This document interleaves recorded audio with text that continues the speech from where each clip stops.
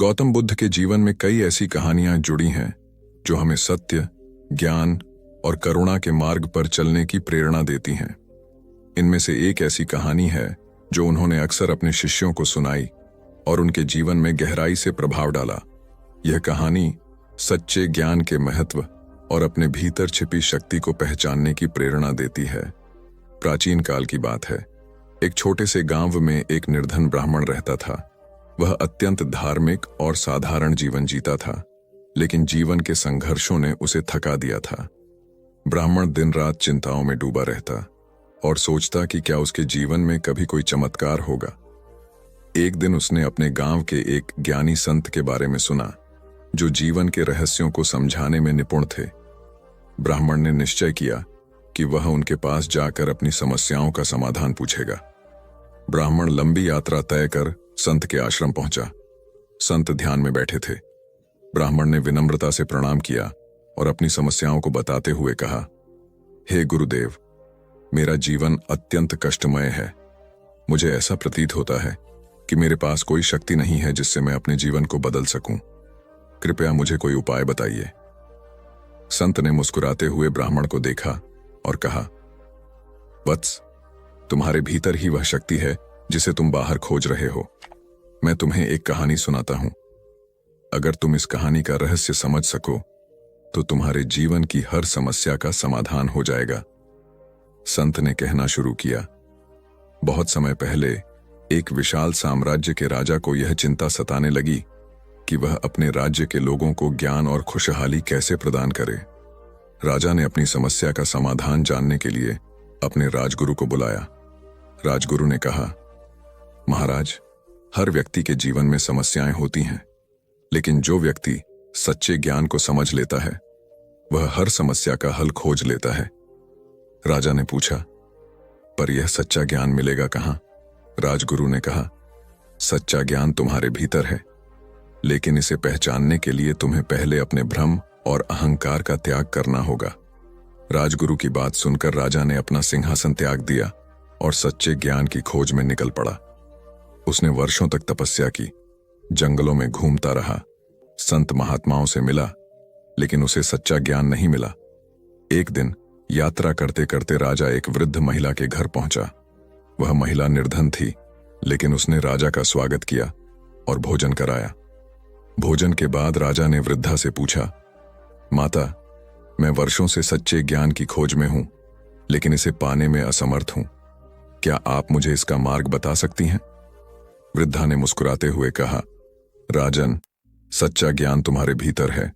जब तुम अपने मन के अहंकार को त्याग दोगे और दूसरों की सेवा में लग जाओगे तो यह अपने आप प्रकट हो जाएगा। वृद्धा की बातों से राजा को गहरा बोध हुआ। उसने समझा कि सच्चा ज्ञान केवल पुस्तकों या किसी गुरु के प्रवचनों से नहीं, बल्कि अपने भीतर झांकने और दूसरों की सेवा करने से प्राप्त होता है। उसने उसी क्षण निश्चय किया कि वह अपने राज्य लौटेगा और अपने लोगों की भलाई के लिए काम करेगा। राजा ने अपने राज्य लौटकर सभी नागरिकों को यह शिक्षा दी कि सच्चा सुख और ज्ञान केवल दूसरों के साथ अपनी खुशी बांटने और अपने भीतर की शक्ति को पहचानने से प्राप्त होता है।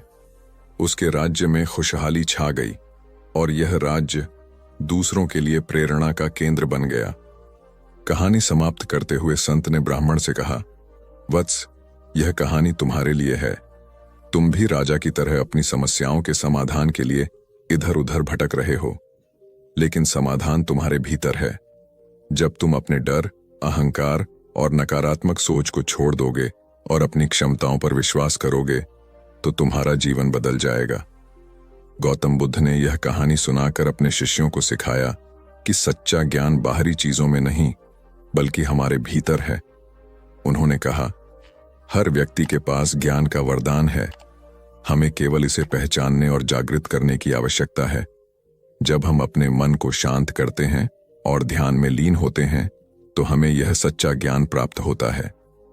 बुद्ध ने अपने शिष्यों को यह भी सिखाया कि अपने जीवन में करुणा और सेवा का स्थान सबसे ऊपर रखना चाहिए। जब हम दूसरों के लिए जीते हैं तो हमारा जीवन स्वतः सार्थक बन जाता है। गौतम बुद्ध की यह प्रेरणादायक कहानी हमें यह सिखाती है कि हर व्यक्ति के भीतर एक अद्भुत शक्ति है जिसे पहचानने के लिए हमें अपने अंदर झांकना होगा। सच्चा ज्ञान और खुशी बाहर नहीं, बल्कि हमारे अपने मन और हृदय में है। जब हम अपने अहंकार और नकारात्मकता को छोड़कर दूसरों की सेवा और अपने आत्मबोध के मार्ग पर चलते हैं, तो हमारा जीवन एक वरदान बन जाता है। यह कहानी हमें प्रेरित करती है कि हम जीवन के हर क्षण में सच्चे ज्ञान की खोज करें और इसे दूसरों के साथ साझा करें। तभी हम अपने जीवन को सार्थक और सफल बना सकते हैं। गौतम बुद्ध का जीवन शांति, करुणा और आत्मज्ञान की यात्रा का प्रतीक है। उनके शिष्यों का कहना था कि बुद्ध हर दिन सोने से पहले एक ऐसी कथा सुनते थे जो उनके मन को शांति और सीख प्रदान करती थी। यह कथा न तो किसी चमत्कार से जुड़ी थी और न ही वरदानों पर आधारित, बल्कि यह कथा जीवन के सहज और सच्चे गुणों को उजागर करती थी। ऐसी ही एक रात जब बुद्ध अपने शिष्यों के साथ शांत जंगल में विहार कर रहे थे, उन्होंने आनंद से कहा, सोने से पहले मैं एक साधारण किसान की कहानी सुनना चाहूंगा। वह किसान जिसने अपने परिश्रम और धैर्य से जीवन का सबसे बड़ा सत्य सीखा। आनंद ने सिर झुका लिया और मुस्कुराते हुए बोले, महात्मा, यह कथा हमें दिखाएगी कि किस प्रकार साधारण जीवन में ही असाधारण ज्ञान छिपा है। इस प्रकार आनंद ने एक किसान की कहानी सुनाई, जिसने न किसी वरदान की सहायता ली और न ही किसी चमत्कार पर विश्वास किया। उसने केवल अपने कर्म, समर्पण और विवेक से अपने जीवन को संवारने का मार्ग ढूंढा। यही कथा गौतम बुद्ध को प्रिय थी, क्योंकि यह हमें सिखाती है कि सच्चे बदलाव के लिए भीतर की शक्ति और स्थिरता कितनी महत्वपूर्ण है। बहुत समय पहले एक छोटे से गांव में एक साधारण किसान रहता था, जिसका नाम सोम था। सोम ईमानदार, परिश्रमी और सादा जीवन जीने वाला व्यक्ति था। उसकी छोटी सी जमीन और एक जोड़ी बैल थे, जिनसे वह अपनी रोजी रोटी कमाता था। लेकिन उसका जीवन आसान नहीं था। एक साल बारिश समय पर नहीं हुई, खेत सूख गए और फसलें बर्बाद हो गईं। गांव के कई किसान हताश होकर अपनी जमीन छोड़ने लगे। कुछ ने देवताओं से प्रार्थना की तो कुछ ने वरदान की आशा में अपने सारे धन को दान कर दिया। लेकिन सोम ने ऐसा कुछ नहीं किया। जब पड़ोसी उससे पूछते, तुम क्यों नहीं किसी चमत्कार की आस रखते, तो सोम मुस्कुराकर कहता, मेरे पास केवल मेरा परिश्रम और धैर्य है। मैं इन्हीं पर भरोसा करता हूं। उस कठिन वर्ष में सोम ने पानी की कमी से जूझते हुए अपने खेतों की मिट्टी को खुदाई करके गहरा किया। उसने अपने बैलों की देखभाल की, उन्हें अच्छे से चारा खिलाया और छोटे छोटे तालाब खोदने शुरू किए ताकि बारिश का पानी इकट्ठा हो सके। गांव वाले उसका मजाक उड़ाते थे, लेकिन सोम ने परवाह नहीं की। फिर अगले साल बारिश सामान्य से अधिक हुई। सोम के छोटे तालाब पानी से भर गए। उसने अपनी जमीन में बीज बोए और आश्चर्यजनक रूप से उसकी फसल इस बार इतनी अच्छी हुई कि उसने पूरे गांव के किसानों की मदद की। आनंद ने कथा समाप्त की और कहा, महात्मा, सोम की कहानी हमें यह सिखाती है कि जीवन में वरदान या चमत्कार की जरूरत नहीं है। धैर्य, कर्म और विवेक ही असली वरदान है। गौतम बुद्ध ने मुस्कुराते हुए कहा, सत्य कहां आनंद। यह कथा मुझे याद दिलाती है कि आत्मनिर्भरता और समर्पण का मार्ग ही सच्चे शांति की ओर ले जाता है। यही मेरे जीवन का संदेश है। इस कथा का सार यह है कि जीवन में स्थायी समाधान केवल हमारी अपनी मेहनत, धैर्य और विवेक से ही आते हैं। वरदान या चमत्कार से प्राप्त सुख क्षणिक होता है, लेकिन स्वयं का परिश्रम और विश्वास स्थायी आनंद देता है। कि आप हर दिन एक प्रेरणादायक कहानी जरूर सुने। प्रेरणादायक कहानियां गहरे स्तर के ज्ञान को सीखने का एक शानदार तरीका है। यहाँ कुछ लघु प्रेरणादायक कहानियों का संग्रह है जो आपके मन और आत्मा के उत्थान की शक्ति को बढ़ा सकती है। प्रेरणादायक कहानियां हमेशा हमारे जीवन में महत्वपूर्ण भूमिका निभाती हैं, क्योंकि हम ऐसी कहानियों से बहुत कुछ सीख सकते हैं। प्रेरणादायक कहानियों का इतिहास उतना ही पुराना है जितना कि स्वर्ग और नर्क की अवधारणा। कोई भी निर्धारित नहीं कर सकता है कि ये कहानियां वास्तव में कहां से शुरू हुई हैं, लेकिन तथ्य यह है कि ये कहानियां आत्म प्रेरणा और किसी के व्यक्तित्व को विकसित करने में महत्वपूर्ण भूमिका निभाती हैं। ये कहानियां हमेशा दिल को छूती हैं और भावनाएं पैदा करती हैं। इसलिए जब भी हम कोई अच्छी प्रेरक कहानी सुनते हैं तो हमारी आत्मा तरोताजा हो जाती है। एक बालक अभी पूरे 2 साल का भी नहीं हुआ था कि उसके पिता की मृत्यु हो गई। ऐसी कठिन परिस्थिति में उसकी मां उसे लेकर अपने मायके में रहने लगी। सभी उसे नन्हा कहकर पुकारते थे। छोटे से कद का बालक शारीरिक रूप से दुर्बल था, किंतु मानसिक रूप से अत्यंत मेधावी। उसे जो कुछ भी कहा या सिखाया जाता वह बड़े मनोयोग से उसे ग्रहण करता था। धीरे धीरे दिन बीतते गए और बालक 6 वर्ष का हो गया। एक बार वह अपने कुछ मित्रों के साथ मिलकर किसी बाग में फूल तोड़ने पहुंचा। वह बालक और उसके सभी फल तोड़ने लगे। तभी माली आ गया। उस बालक के सभी मित्र भाग गए, लेकिन वह माली की पकड़ में आ गया। माली ने उसे डंडे से पीटना शुरू किया। नन्हा मार खाता रहा और फिर धीमी आवाज में माली से बोला, मेरे पिता इस दुनिया में नहीं है, इसलिए तुम मुझे इस तरह मार रहे हो। बालक की बात सुनकर माली का हाथ रुक गया। माली शांत होकर बोला, बेटा, तुम्हारे पिता के न होने से तुम्हारी जिम्मेवारी और अधिक बढ़ जाती है कि तुम कोई गलत काम नहीं करो। यह सुनकर नन्हा बालक फूट फूट कर रो पड़ा और फिर कभी गलत काम न करने का संकल्प लिया। यही नन्हा बालक बड़ा होकर लाल बहादुर शास्त्री के नाम से विख्यात हुआ और प्रधानमंत्री के रूप में अपने गुण व व्यवहार से सर्वत्र प्रशंसा पाई। कथा का सार यह है कि माँ बाप के अमूल्य मार्गदर्शन के अभाव की स्थिति में और अधिक जिम्मेदार बनकर आत्मविकास करना चाहिए। 19वीं शताब्दी का एक प्रसंग है। मेदिनीपुर जिले के वीर सिंह नामक गांव में एक माँ अपने पुत्र के साथ रहती थी। माँ का रहन सहन अत्यंत सादा था और विचार अति उच्च। अपने पुत्र को वह सदा सुसंस्कारों की शिक्षा देती थी। पुत्र भी माँ का आज्ञाकारी था। माँ बहुत संघर्ष कर पुत्र का पालन पोषण कर रही थी। पुत्र अपनी माँ के कष्टों को देखता समझता था और इसी वजह से उसके मन में यह भावना थी कि बड़ा होकर अपनी माँ को सभी प्रकार के सुख दूं। एक दिन पुत्र ने माँ से कहा, मेरी बहुत इच्छा है कि तुम्हारे लिए कुछ गहने बनवाऊं, तुम्हारे पास एक भी गहना नहीं है। ये सुनकर माँ बोली, बेटा, मुझे बहुत दिनों से 3 प्रकार के गहनों की इच्छा है। पुत्र ने पूछा, वे कौन से गहने हैं? माँ ने उत्तर दिया, बेटा, इस गांव में स्कूल नहीं है, तुम एक अच्छा स्कूल बनवाना, एक दवाखाना खुलवाना, गरीब और अनाथ बच्चों के रहने और भोजन की व्यवस्था करवाना, यही मेरे लिए गहनों के समान होगा। माँ की बात सुनकर पुत्र रो पड़ा। वह पुत्र था पंडित ईश्वर चंद्र विद्यासागर और माँ थी भगवती देवी। वीर सिंह गांव में इस पुत्र द्वारा स्थापित किया हुआ भगवती विद्यालय आज भी उन अमूल्य गहनों की कथा सुना रहा है। कथा का सार यह है कि स्वयं की सज्जा से अधिक समाज को संवारने की कामना ही मनुष्य को मनुष्यत्व प्रदान करती है और ऐसी मनुष्यता से भरा समाज एक सुसंस्कृत राष्ट्र की परिकल्पना को साकार करता है। एक महात्मा बड़े ज्ञानी थे। वे प्रायः अपने शिष्यों को रामायण, महाभारत और गीता ग्रंथों की अच्छी बातें बताकर उन्हें आचरण में उतारने का आग्रह करते थे। प्रतिदिन संध्या को वे प्रवचन करते और श्रोताओं को इन धर्म ग्रंथों की कथाएं व दृष्टांत सुनाकर उनमें सदाचार जागृत करने का प्रयास करते थे। स्वयं महात्मा जी का आचरण भी तदनुकूल ही था। वे कंदमूल खाते, कभी किसी वस्तु की इच्छा न करते थे। धन संग्रह में उनकी कदापि रुचि नहीं थी। यदि कोई शिष्य अथवा श्रोता श्रद्धापूर्वक उन्हें कुछ भेंट करता तो वे तत्क्षण उसे किसी जरूरतमंद को दान कर देता। प्रवचन के पश्चात लोगों के प्रश्नों व जिज्ञासुओं का भी महात्मा जी समाधान करते। वे प्रायः रामायण आदि ग्रंथों से शिक्षा ग्रहण करने की बात कहते थे। एक दिन किसी व्यक्ति ने उनसे प्रश्न किया, महात्मा जी, रामायण को सही माना जाए या गलत? उन्होंने उत्तर दिया, वत्स, जब रामायण की रचना हुई थी तब मैं नहीं था। राम जी वन में विचरण कर रहे थे तब भी मेरा अता पता नहीं था, इसलिए मैं नहीं बता सकता कि रामायण सही है या गलत। मैं तो सिर्फ इतना बता सकता हूं कि इसके अध्ययन एवं इससे मिलने वाली शिक्षा से सुधर कर मैं आज इस स्थिति में हूं। चाहो तो तुम भी इसका प्रयोग कर अपना जीवन बेहतर बना सकते हो।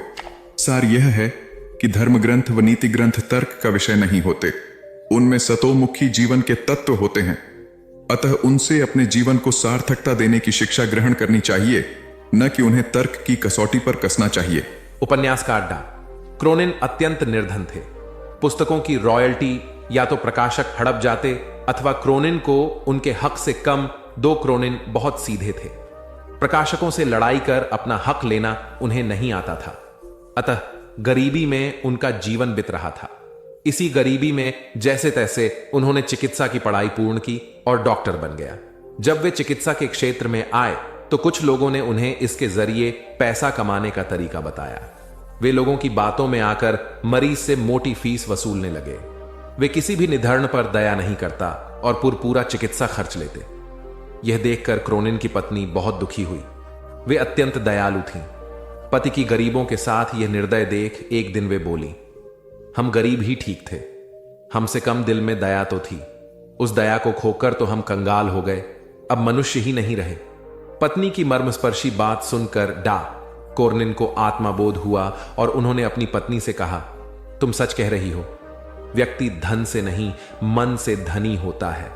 तुमने सही समय पर सही राह दिखाई, अन्यथा हम अमानवीयता की गहरी खाई में गिर जाते तो कभी उठ ही नहीं पाते। कथा का निहितार्थ यह है कि जब मनुष्य अपनी मानवीयता की मूल पहचान से डिगने लगता है तो सामाजिक नैतिकता तो खंडित होती ही है, वह स्वयं भी भीतर खोखला हो जाता है, क्योंकि ऐसा उनकी पवित्र संस्कारशीलता बलि चढ़ चुकने के बाद ही होता है। बौद्ध धर्म का व्यापक प्रचार प्रसार हो चुका था। अनेक बौद्ध मठ स्थापित हो चुके थे। सभी मठों में योग्य आचार्य व कुलपित की नियुक्ति की जानी थी ताकि वे बौद्ध धर्म के समुचित प्रसार में अपनी महती भूमिका निभा सकें। आचार्य व कुलपति की नियुक्ति में उनके ज्ञान और विवेक के अतिरिक्त उनकी परहित रुचि को भी विशेष रूप से परखा जाता था, क्योंकि मठ सामूहिक हितों को प्रमुखता देते थे। एक बड़े बौद्ध मठ के लिए योग्य कुलपति की नियुक्ति उन दिनों चर्चा का विषय थी। उस बौद्ध मठ के आचार्य ज्ञान और विवेक के धनी मोदगल्यायन थे। कुलपति पद के लिए 3 उम्मीदवार थे और तीनों ही योग्य थे, किंतु चुनाव तो एक का ही करना था। अतः तीनों की परीक्षा लेने के लिए तीनों को जंगल में भेजा गया। आचार्य मोदगल्यायन उनकी परीक्षा लेने के लिए पहले ही जंगल में पहुंच गए। उन्होंने मार्ग में कांटे बिछा दिए। संध्या होने तक तीनों उम्मीदवार भी वहां आ पहुंचे। मार्ग में कांटे देखकर तीनों रुके। एक ने कुछ सोचकर अपना रास्ता बदल लिया, दूसरे ने कांटों पर से कूदकर रास्ता पार किया, तीसरा मार्ग से कांटे हटाने लगा ताकि मार्ग दूसरों के लिए निष्कंटक बन जाए। आचार्य मोदगल्यायन ने छुपकर यह देखा। यह सब देखकर आचार्य मोदगल्यायन ने इस तीसरे उम्मीदवार को यह कहते हुए कुलपित घोषित किया कि मठ में सत्प्रवृत्तियों को परंपरा वही डाल सकेगा जो सभी का ध्यान रख सके और अपने आचरण से प्रेरणा देने की क्षमता रखता हो। कथा का सार यह है कि निजी हितों पर सामूहिक हितों को वरीयता देने वाला ही सच्चा नेतृत्व करता होता है। एक गुरु और शिष्य तीर्थाटन हेतु जा रहे थे। चलते चलते शाम घिर आई तो दोनों एक पेड़ के नीचे रात्रि विश्राम के लिए रुक गए। गुरुजी रात्रि में मात्र 3-4 घंटे ही सोते थे, इसलिए उनकी नींद जल्दी पूर्ण हो गई। वे शिष्य को जगाए बिना दैनिक कार्यों से निवृत्त हो पूजा पाठ में लग गए। इसी बीच उन्होंने एक विषधर सर्प को अपने शिष्य की ओर जाते देखा। चूंकि गुरुजी पशु पक्षियों की भाषा समझते थे, इसलिए उन्होंने सर्प से प्रश्न किया, सोए हुए मेरे शिष्य को डसने का प्रयोजन है? सर्प ने उत्तर दिया, महात्मन, आपके शिष्य ने पूर्व जन्म में मेरी हत्या की थी, मुझे उससे बदला लेना है। अकाल मृत्यु होने पर मुझे सर्प योनि मिली है। मैं आपके शिष्य को डसकर उसे भी अकाल मृत्यु दूंगा। क्षण भर विचार के उपरांत गुरुजी बोले, मेरा शिष्य अत्यंत सदाचारी व होनहार होने के साथ ही अच्छा साधक भी है, फिर तुम उसे मरकर विश्व को उसके ज्ञान और प्रतिभा से क्यों वंचित कर रहे हो? स्वयं भी इस कार्य से मुक्ति नहीं मिलेगी। किंतु सर्प का निश्चय नहीं बदला। तब गुरुजी ने एक प्रस्ताव को रखते हुए कहा, मेरे शिष्य की साधना अभी अधूरी है, उसे अभी इस क्षेत्र में बहुत कुछ करना है, जबकि मेरे लक्ष्य पूर्ण हो चुके हैं। मेरे नाश में किसी की हानि नहीं है, अतः उसके स्थान पर मुझे 10 लो। गुरु का यह स्नेह देखकर सर्प का हृदय परिवर्तन हो गया और वह उन्हें प्रणाम कर वहां से चला गया। वस्तुतः गुरु की गुरुता न केवल शिष्य को ज्ञान देने में, बल्कि उसे पूर्ण परिपक्व होने तक उसकी रक्षा करने में निहित है। स्वामी विवेकानंद के प्रवचन ज्ञान युक्त और तर्क आधारित होते थे।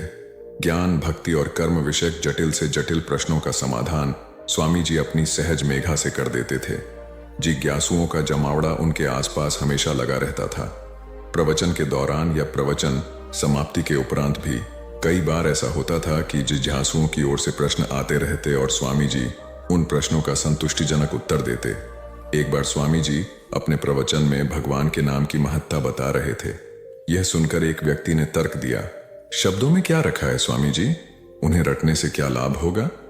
तब स्वामी जी उसे प्रमाण सहित समझाने के उद्देश्य से नीच, जाहिल, मूर्ख आदि अपशब्दों से संबोधित किया। यह सुनकर वह अत्यंत क्रोधित हो गया और कहने लगा, आप जैसे सन्यासी के मुंह से ऐसे शब्द शोभा नहीं देते। आपके इन कुवचनों से मुंह बहुत आघात पहुंचा है। तब स्वामी जी बोले, भाई वे तो शब्द मात्र थे, आपने ही कहा कि शब्दों में क्या रखा है। मैंने भी तो आपको मात्र शब्द ही कहे, कोई पत्थर तो नहीं मारे। स्वामी जी की बात सुनकर उस व्यक्ति को अपने प्रश्न का जवाब मिल गया कि अब शब्द क्रोध का सकते हैं तो प्रिय वचन भी आशीर्वाद और कृपा दिला सकते हैं। वस्तुतः शब्द की महिमा अपरंपार है। अप्रिय वाणी मर्म भेदी होती है और मधुर वाणी मरहम का काम करती है। इसलिए प्रथम स्थिति में अपयश और दूसरी स्थिति में सम्मान व शुभाशीष मिलती है। एक जंगल में 3 दोस्त बड़े आनंद से रहते थे, कछुआ, हिरण और कौआ। जंगल में सभी प्रकार के प्राणी और पक्षी भी रहते थे, लेकिन उनके जैसा कोई न था। एक दिन हिरणी बोली, अरे वही बैठे बैठे मैं बोर हो गई हूं, चलिए कोई ऐसा खेल खेलते हैं जिसमें सभी को मजा आ जाए। कछुआ और कौआ बोला, हाँ दोस्तों, वही बैठे बैठे का खेल खेलकर बोर हो चुके हैं, अब कुछ नया खेल खेलेंगे। कौवे को हिरण बोली, ठीक है, तो तुम एक बड़े से पेड़ पर बैठकर आंखें बंद करके 10 तक गिनती करो और हम दोनों छुपेंगे। उसके बाद तुम हमें ढूंढना। ढूंढने पर जो भी पहला मित्र दिखेगा वो तुम्हारी जगह पर 10 तक गिनती करेगा और तुम छुप जाना। कौआ गिनती करने लगा, हिरण और कछुआ छुपने लगे। इसी तरह खेल चलता रहा। जब खेल खेलकर तीनों मित्र थक गए, तब एक जगह बैठकर बातें करने लगे। उतने में एक शिकारी वहां से गुजर रहा था। तभी उसकी नजर हिरण, कौआ और कछुए पर पड़ी। शिकारी ने जैसे ही तीनों मित्रों को देखा, उन्हें पकड़ने के लिए दौड़ा। खतरे का आभास होते ही हिरण और कौआ रफू चक्कर हो गए, यानी कि वहां से भाग गए। कछुए को आभास हुआ, परंतु कछुए की चाल धीरे होने के कारण शिकारी के हाथ लग गया और शिकारी उसे अपने कपड़े में बांधकर ले जाने लगा। शिकारी मन ही मन खुश हो गया, हिरण नहीं तो कछुआ ही सही, रात का तो प्रबंध हो गया, यह कहकर वहां से जाने लगा। उधर हिरण और कौआ अपने मित्र को ऐसे शिकारी के कैद में देखकर दुखी होने लगे। तभी शिकारी भोजन में कछुए को खाने वाला है। यह सुनकर हिरण और कौवे ने एक योजना बनाई। कौवे ने हिरण को कहा कि जैसे ही शिकारी यहां से जब जाने लगेगा, तब तुम उसके सामने जाना। जब शिकारी तुम्हें देखेगा तो अपनी पोटली जमीन पर रखकर तुम्हें पकड़ने के लिए जैसे ही दौड़ेगा, मैं जमीन पर रखी हुई पोटली पकड़कर उड़ जाऊंगा और तुम वहां से भाग जाना। जैसे ही शिकारी वहां से जाने लगा, हिरनी उसके सामने आ गई। शिकारी ने हिरनी को पकड़ने के लिए पोटली जैसे ही जमीन पर रखी, कौआ अपनी चोंच में पोटली पकड़कर उड़ गया। शिकारी हिरण को पकड़ने के लिए दौड़ा और पीछे मुड़कर देखा, कौआ पोटली चोंच में पकड़कर उड़ रहा था और इधर हिरण पलक झपटे ही भाग गई। शिकारी निराश होकर घर लौट गया।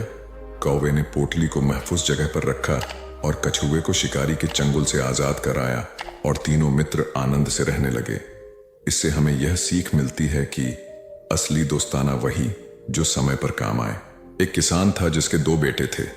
वह बहुत ही आलसी और निकम्मे थे। वह अपने पिता को कामकाज में हाथ बटाने के बजाय आलस किया करते थे, इधर उधर घूमते फिरते थे। किसान को अपने बेटों की बहुत फिक्र थी।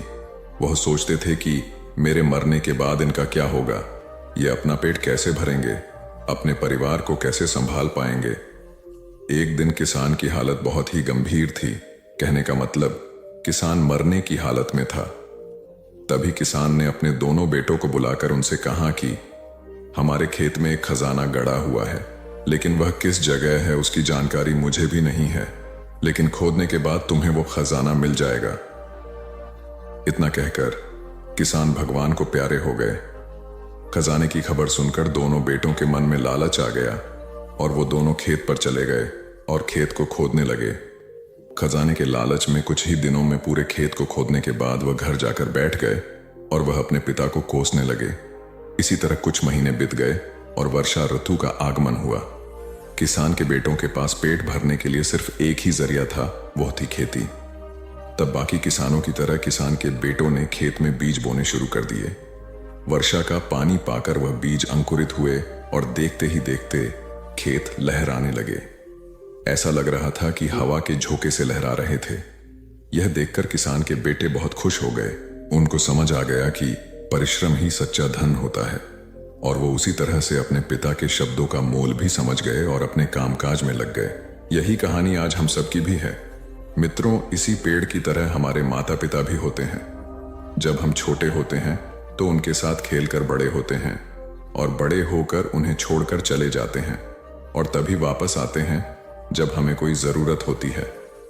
धीरे धीरे ऐसे ही जीवन बीत जाता है। हमें पेड़ रूपी माता पिता की सेवा करनी चाहिए, ना कि सिर्फ उनसे फायदा लेना चाहिए। इस कहानी में हमें दिखाई देता है कि उस पेड़ के लिए वह बच्चा बहुत महत्वपूर्ण था, और वह बच्चा बार बार जरूरत के अनुसार उस सेब के पेड़ का उपयोग करता था, ये सब जानते हुए भी कि वह उसका केवल उपयोग ही कर रहा है। इसी तरह आजकल हम भी हमारे माता पिता का जरूरत के अनुसार उपयोग करते हैं, और बड़े होने पर उन्हें भूल जाते हैं। हमें हमेशा हमारे माता पिता की सेवा करनी चाहिए, उनका सम्मान करना चाहिए, और हमेशा भले ही हम कितने भी व्यस्त क्यों ना हो, उनके लिए थोड़ा समय तो भी निकलते रहना चाहिए। एक समय की बात है, एक बार गौतम बुद्ध अपने शिष्यों के साथ बैठे हुए थे। तभी वहां एक व्यक्ति आया जो बहुत क्रोध में था, और गौतम बुद्ध के पास आकर बहुत भला बुरा कहने लगा। गौतम बुद्ध के शिष्यों को बहुत गुस्सा आया, पर गौतम बुद्ध एकदम शांत थे।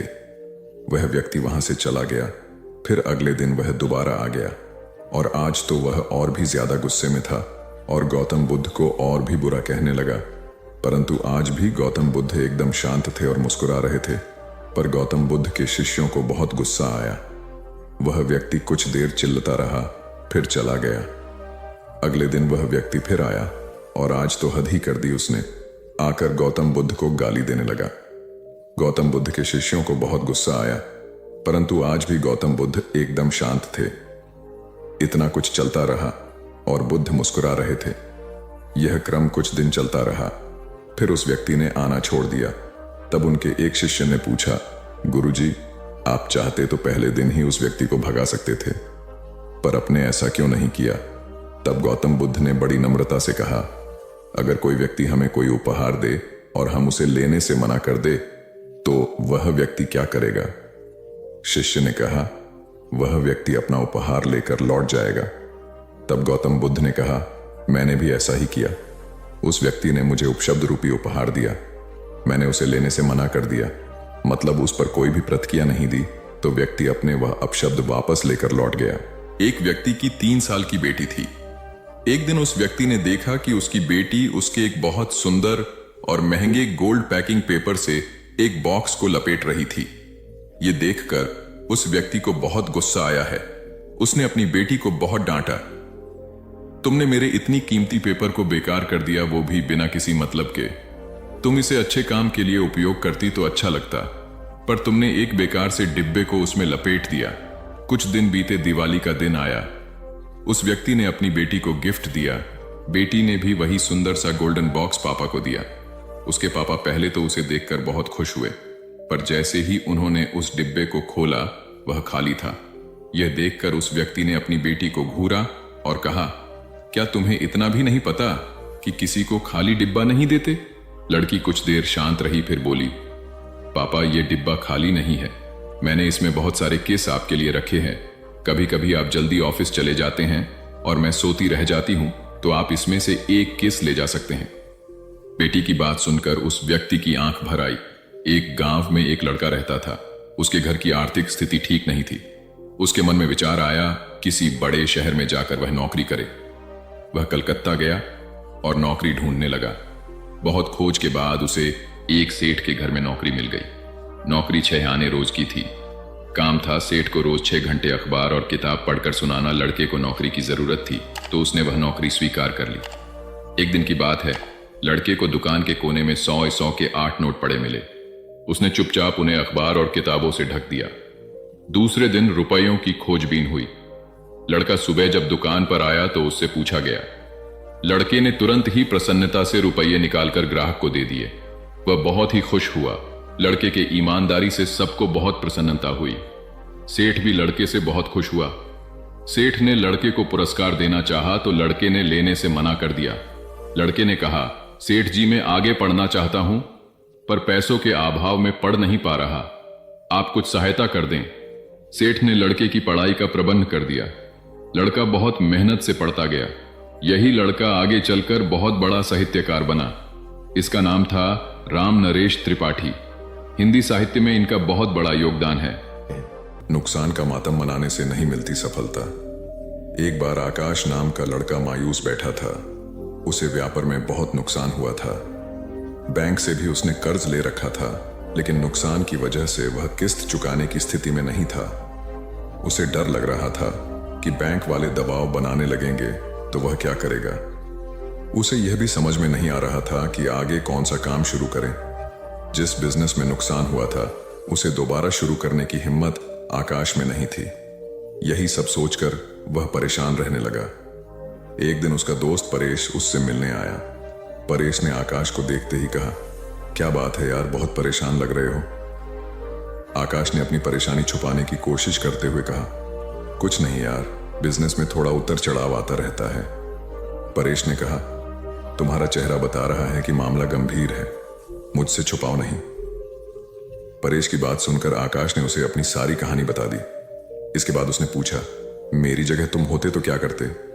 परेश ने थोड़ा सोचने के बाद कहा, अगर मैं तुम्हारी जगह होता तो अपनी असफलता पर पछतावा नहीं करता, आगे क्या करना है उस पर विचार करता। पछतावा करते रहने से आदमी नुकसान से, दुख से बाहर नहीं निकल पाता है। मेरी मानो तो तुम नए सिरे से अपने बिजनेस को खड़ा करने की सोचो। मित्र की सलाह के बाद आकाश ने कहा, तुम बात तो ठीक कह रहे हो, लेकिन मुझ में फिर से वही बिजनेस शुरू करने की हिम्मत नहीं है। इस पर परेश ने कहा, यह सही है कि तुम्हें नुकसान हुआ है, लेकिन तुम्हें तजुर्बा भी मिला है। अगर तुम कुछ नया शुरू करने की योजना बनाते हो तो तुम्हें शून्य से शुरू करना होगा।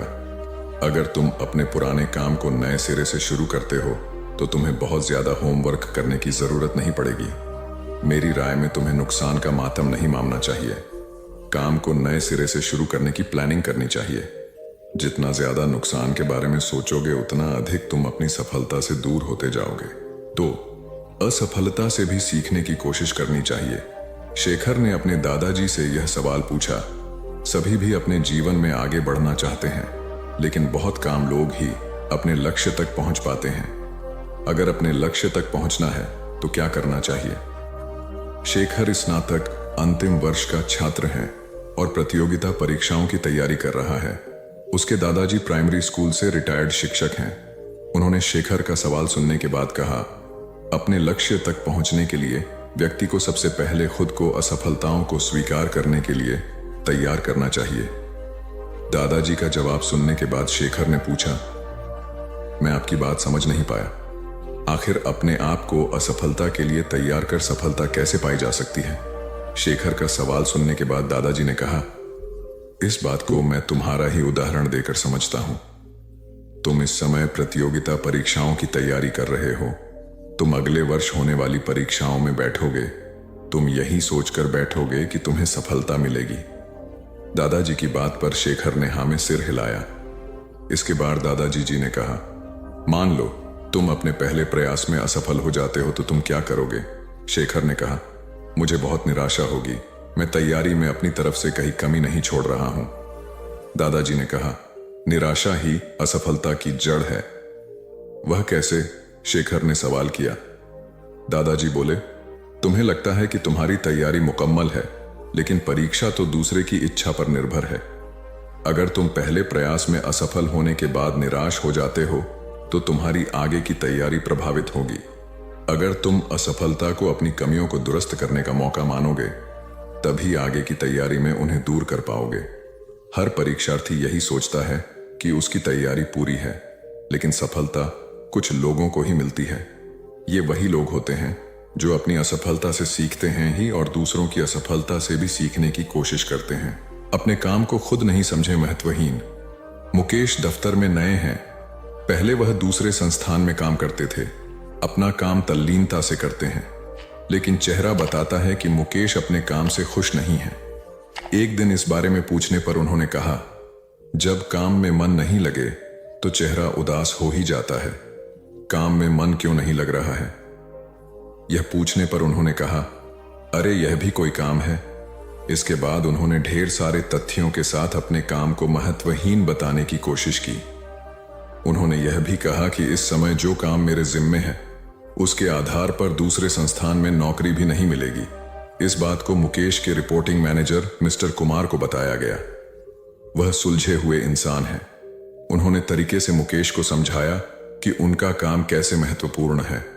मिस्टर कुमार ने उनसे पूछा, मुकेश पहले अपने काम के बारे में बताइए।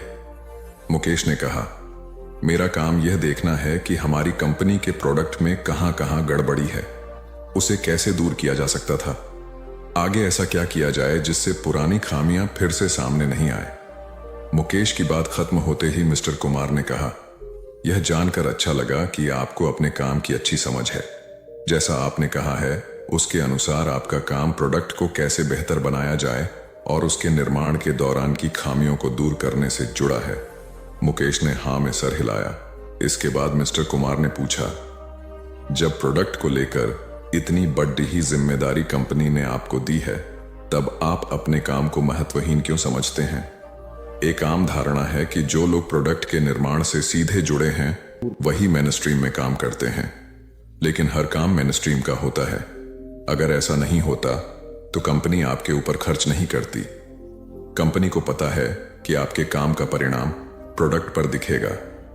इसलिए इस बात को मन से निकालिए कि आप जो काम कर रहे हैं उसकी पूछ नहीं है। ध्यान से देखेंगे तो लगेगा कि आपका काम ही सबसे महत्वपूर्ण है। एकता और समझदारी। ऊंचे आकाश में सफेद कबूतरों की एक टोली उड़कर जा रही थी। बहुत दूर जाना था उन्हें, लंबा रास्ता था। सुबह से उड़ते उड़ते थकान होने लगी थी। सूरज तेजी से चमक रहा था। कबूतरों को भूख लगने लगी थी। तभी उन्होंने देखा कि नीचे जमीन पर चावल के बहुत से दाने पड़े थे। कबूतरों ने एक दूसरे से कहा, चलो भाई थोड़ी देर रुककर कुछ खा लिया जाए, फिर आगे जाएंगे। एक बुजुर्ग कबूतर ने चारों ओर देखा। वहां दूर दूर तक कोई घर या मनुष्य दिखाई नहीं दे रहा था। फिर चावल के ये दाने यहां कहां से आए? बुजुर्ग कबूतर ने बाकी कबूतरों को समझाया, मुझे लगता है कि यहां कुछ गड़बड़ है, तुम लोग नीचे मत उतरो। लेकिन किसी ने भी उसकी बात नहीं सुनी। सभी कबूतर तेजी से उतरे, दाना चुगने लगे। इतने बढ़िया दाने बहुत दिनों के बाद खाने को मिले थे। वे बहुत खुश थे। जब सभी ने भरपेट खा लिया तो बोले, चलो भाई अब आगे चला जाए। लेकिन यह क्या? जब उन्होंने उड़ने की कोशिश की तो उड़ ही नहीं पाए। दोनों के साथ साथ वहां एक चिड़ीमार का जाल भी था जिसमें उनके पांव फंस गए थे। उन्हें अपनी गलती पर पछतावा हुआ। बूढ़ा कबूतर पेड़ पर बैठकर सब देख रहा था। उसने जब अपने साथियों को मुसीबत में देखा तो फौरन उड़ा और चारों ओर देखा। दूर उसे चिड़ीमार आता दिखाई दिया। वह फौरन लौटा और अपने साथियों को बताया। सब वहां से निकलने का उपाय सोचने लगे। तब बूढ़े कबूतर ने कहा, दोस्तों एकता में बड़ी शक्ति होती है। सब एक साथ उड़ ढोगे तो जाल तुम्हें रोक नहीं पाएगा। उसने गिना, 1 2 3। उड़ो। सारे कबूतरों ने एक साथ जोर लगाया और जाल उनके साथ उठने लगा। जब तक चिड़ीमार वहां पहुंचा तब तक जाल काफी ऊपर उठ चुका था। वह देखता ही रह गया और कबूतर जाल लेकर उड़ गए। बूढ़ा कबूतर सबसे आगे उड़ रहा था। काफी देर उड़ने के बाद वे नीचे उतरे। वहां कबूतरों के दोस्त चूहे रहते थे। चूहों ने अपने तेज दांतों से जाल काट दिया। इस तरह बूढ़े कबूतर की समझदारी और साथ मिलकर काम करने से सभी कबूतर बच गए। एक शहर में एक बहुत अमीर व्यक्ति रहता था। उसका नाम तो था धनीमल, लेकिन था वह बेहद कंजूस। उसका कहना था कि अगर आप अपना पैसा अपने पास रखेंगे तो सबको पता चल जाएगा कि आपके पास बहुत पैसे हैं। फिर चोर डाकू आपके पीछे पड़ जाएंगे और सारा पैसा लूट कर ले जाएंगे। इसलिए वह अपना सारा पैसा छिपा कर रखता था और खुद एक बहुत गरीब व्यक्ति के समान रहता था। पैबंद लगे कपड़े, घिसे हुए जूते, रूखा सूखा खाना, यह सब देखकर लोग उसे भिखारी समझते थे। जिनको पता था कि वह धनवान है वे उसे कंजूस कहकर बुलाते थे। एक दिन धनीमल को अपनी संपत्ति को चोरों से बचाने का एक बहुत बढ़िया उपाय समझ में आया। उसने सारे पैसों से बहुत सा सोना खरीद लिया और फिर सारे सोने को पिघलाकर उसका एक बड़ा सा गोला बना लिया। उसने शहर के बाहर जाकर एक पुराने कुएं के पास एक गड्ढा खोदा और सोने का वह गोला उसमें डालकर गड्ढा बंद कर दिया। वह अब निश्चिंत था। अपनी तसल्ली के लिए वह रोज रात को आकर गड्ढे में देख लेता था कि उसका सोना वहां है या नहीं। उसे विश्वास था कि कोई भी चोर इस जगह के बारे में नहीं जान पाएगा। लेकिन ऐसा नहीं हुआ। धीरे धीरे पूरे शहर में यह चर्चा होने लगी कि धनीमल रात में शहर के बाहर जाकर कुछ करता है। एक रात जब उसने गड्ढा खोद कर देखा तो सोना वहां से गायब था। उसे गहरा सदमा लगा और वह चीख कर रोने लगा। उसके रोने की आवाज सुनकर बहुत से लोग वहां आ गए। धनीमल रो रो कर अपना दुख बताने लगा। तब उसके एक पड़ोसी से उसे कहा, धनीमल, तुम एक भारी पत्थर इस गड्ढे में रख दो और समझ लो कि वही तुम्हारा सोना है। यह सुनकर धनीमल को बहुत गुस्सा आया। तुम मेरे सोने को पत्थर जैसे बता रहे हो। वह बोला, देखो धनीमल, वह सोना तुम कभी इस्तेमाल तो करते नहीं थे। एक पत्थर की तरह यहां उसे दबा कर रख दिया था, तो फिर यहां सोना हो या पत्थर, क्या फर्क पड़ जाता है? उसका पड़ोसी बोला, बात तो ठीक ही थी। धनीमल ने बहुमूल्य सोने को पत्थर के समान मूल्यहीन बना दिया था। उसके बाद धनीमल ने मेहनत करके फिर पैसे कमाए, लेकिन अब वह कंजूस नहीं रहा था। अपने पैसे को वह अपने ऊपर और दूसरे लोगों की सहायता के लिए खर्च करता था। अंधी का बेटा। एक औरत थी जो अंधी थी, जिसके कारण उसके बेटे को स्कूल में बच्चे चिढ़ाते थे कि अंधी का बेटा आ गया। हर बात पर उसे ये शब्द सुनने को मिलता था कि अंधी का बेटा। इसलिए वो अपनी माँ से चिढ़ता था, उसे कहीं भी अपने साथ लेकर जाने में हिचकता था, उसे नापसंद करता था। उसकी माँ ने उसे पढ़ाया और उसे इस लायक बना दिया कि वो अपने पैरों पर खड़ा हो सके। लेकिन जब वो बड़ा आदमी बन गया तो अपनी माँ को छोड़ अलग रहने लगा।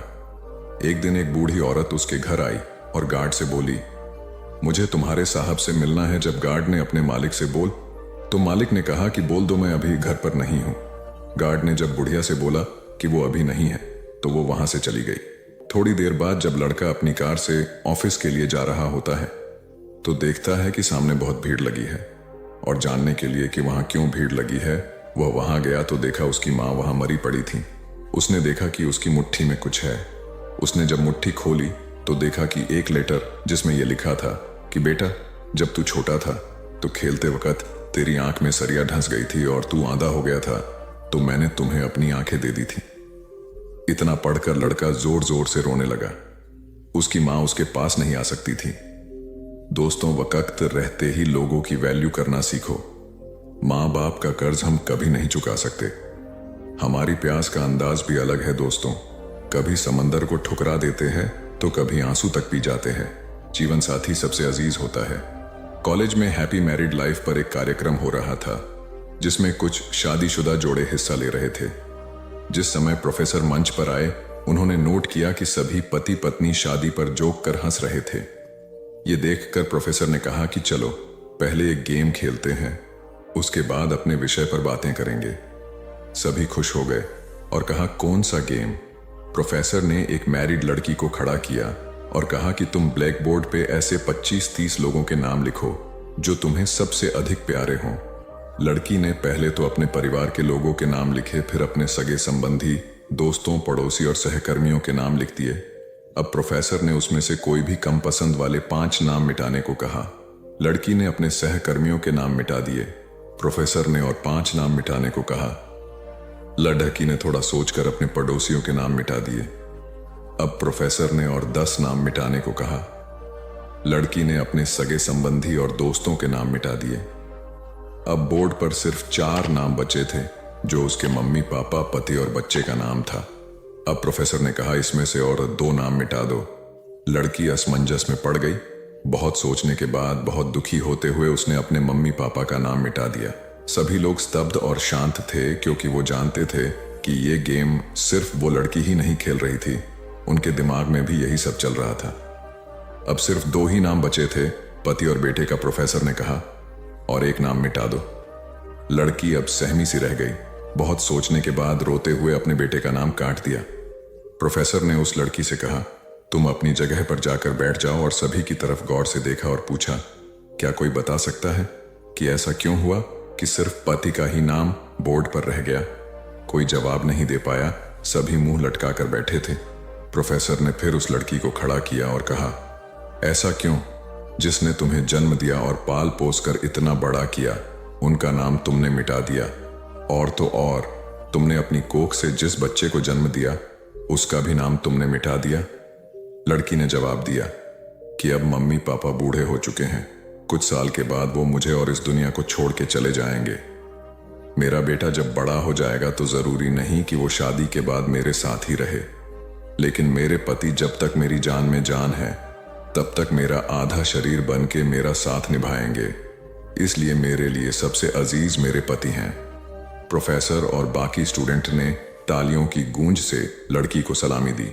प्रोफेसर ने कहा, तुमने बिल्कुल सही कहा कि तुम और सभी के बिना रह सकती हो, पर अपने आधे अंग अर्थात अपने पति के बिना नहीं रह सकती। मजाक मस्ती तक तो ठीक है, पर हर इंसान का अपना जीवन साथी ही उसको सबसे ज्यादा अजीज होता है। दिमाग का इस्तेमाल कर पक्ष में करें परिस्थितियां। एक शेर जंगल में शिकार पर निकला था। एक लोमड़ी अचानक उसके सामने आ गई। लोमड़ी को लगा कि अब उसे कोई नहीं बचा सकता है, लेकिन उसने हार नहीं मानी और अपनी जान बचने के लिए एक तरकीब सोची। लोमड़ी ने शेर से कड़े शब्दों में कहा, तुम्हारे पास इतनी ताकत नहीं कि मुझे मार सको। यह सुनकर शेर थोड़ा अचंभित हुआ। उसने पूछा, तुम ऐसा कैसे कह सकती हो? लोमड़ी ने अपनी आवाज और ऊंची करते हुए बोली, मैं तुम्हें सच बता देती हूं। ईश्वर ने स्वयं मुझे इस जंगल और जंगल में रहने वाले सभी जानवरों का राजा बनाया है। यदि तुमने मुझे मारा तो यह ईश्वर के विरुद्ध होगा और तुम भी मर जाओगे। कुछ देर चुप रहने के बाद लोमड़ी ने कहा, अगर विश्वास नहीं हो रहा है तो तुम मेरे साथ जंगल घूमने चलो। तुम मेरे पीछे चलना और देखना कि जंगल के जानवर मुझसे कितना डरते हैं। शेर इसके लिए तैयार हो गया। लोमड़ी निडर होकर शेर के आगे आगे चलने लगी। लोमड़ी के पीछे शेर को चलते देखकर जंगल के दूसरे जानवर डर कर भाग गए। कुछ देर जंगल में घूमने के बाद लोमड़ी ने शेर से सवाल किया, क्या तुम्हें मेरी बात पर विश्वास हुआ? कुछ देर चुप रहने के बाद शेर ने कहा, तुम ठीक कहती हो, जंगल की राजा तुम ही है। परिस्थितियां कितनी भी विपरीत क्यों ना हो, हम अपने दिमाग का इस्तेमाल कर उसे अपने पक्ष में कर सकते हैं। हमारा दिमाग प्रोग्राम के आधार पर काम करने वाला कंप्यूटर नहीं है। दिमाग को आउट ऑफ बॉक्स सोचने की क्षमता है। हर समस्या का समाधान तलाशने की ताकत है। यह तभी संभव होगा जब हम विपरीत परिस्थितियां में भी अपना धैर्य बरकरार रखेंगे। सफल होने के लिए हमेशा सीखते रहें। सिकंदर और रोहित मित्र हैं। दोनों ने एक साथ अपना अपना काम शुरू किया। दोनों मित्रों का व्यापार खूब चला। कुछ समय बाद रोहित ने सोचा कि अब मेरा व्यापार चल पड़ा है, मैं तरक्की करता चला जाऊंगा, इसलिए अब मुझे इस लाइन में कुछ नया सीखने की जरूरत नहीं है। व्यापार में उतार चढ़ाव आते रहते हैं। रोहित के व्यापार में भी ऐसी स्थिति आई और उसे नुकसान झेलना पड़ा। सिकंदर के व्यापार में भी उतार चढ़ाव आए, पर उसे उतना नुकसान नहीं हुआ जितना रोहित को हुआ। रोहित सोचने लगा कि सिकंदर ने अपने नुकसान को नियंत्रित कैसे किया। रोहित ने इस बारे में उससे पूछने का मन बनाया। जब उसने सिकंदर से इस बारे में पूछा तब सिकंदर ने कहा कि मैं अभी सीख रहा हूं। रोहित ने कहा, मैं समझा नहीं। सिकंदर ने अपनी बात समझाते हुए कहा, मैं अपनी ही नहीं दूसरों की गलतियों और कामयाबी से भी सीखता हूं। इससे मेरे जीवन में एक जैसी परेशानी बार बार नहीं आती। अगर आती भी है तो आसानी से हल हो जाती है। सिकंदर की बात सुनकर रोहित को अपनी गलती का एहसास हुआ। उसे एहसास हुआ कि शुरुआती सफलता के बाद उसने सीखना एकदम छोड़ दिया था। यही वजह है कि अपने व्यापार में होने वाले नुकसान का आकलन वह नहीं कर पाया। जीवन में सफल होने के लिए सीखते रहना जरूरी है। इंसान को हमेशा सीखते रहना चाहिए। इससे उसके भीतर नकारात्मक विचार नहीं आते हैं, बल्कि उसमें सकारात्मक बदलाव आता रहता है और सफलता की सीढ़ियां चढ़ता रहता है।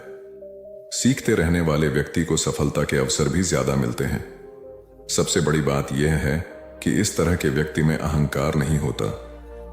जिसके मन में अहंकार होगा वह कभी सीखने का प्रयास नहीं करेगा। घमंड कुल्हाड़ी हुई निरुत्तर। एक बार कुल्हाड़ी और लकड़ी के एक डंडे में विवाद छिड़ गया। दोनों स्वयं को शक्तिशाली बता रहे थे। हालांकि लकड़ी का डंडा बाद में शांत हो गया, किंतु कुल्हाड़ी का बोलना जारी रहा। कुल्हाड़ी में घमंड अत्यधिक था। वह गुस्से में भरकर बोल रही थी, तुमने स्वयं को समझ क्या रखा है? तुम्हारी शक्ति मेरे आगे पानी भरती है। मैं चाहूं तो बड़े बड़े वृक्षों को पल में काट कर गिरा दूं, धरती का सीना फाड़कर उसमें तालाब कुआं बना दूं। तुम मेरी बराबरी कर पाओगे? मेरे सामने से हट जाओ, अन्यथा तुम्हारे टुकड़े टुकड़े कर दूंगी। लकड़ी का डंडा कुल्हाड़ी की अहंकारपूर्ण बातों को सुनकर धीरे से बोला, तुम जो कह रही हो वह बिल्कुल ठीक है, किंतु तुम्हारा ध्यान शायद एक बात की ओर नहीं गया। जो कुछ तुमने करने को कहा है बेशक तुम कर सकती हो, किंतु अकेले अपने दम पर नहीं कर सकती। कुल्हाड़ी ने चिढ़कर कहा, क्यों? मुझ में किस बात की कमी है? डंडा बोला, जब तक मैं तुम्हारी सहायता न करूं तुम यह सब नहीं कर सकती हो। जब तक मैं हत्या बनकर तुम में न लगाया जाऊं तब कोई किसे पकड़कर तुमसे ये सारे काम लेगा। बिना हत्थे की कुल्हाड़ी से कोई काम लेना असंभव है। कुल्हाड़ी को अपनी भूल का एहसास हुआ और उसने डंडे से क्षमा मांगी। कथा सार यह है कि दुनिया सहयोग से चलती है।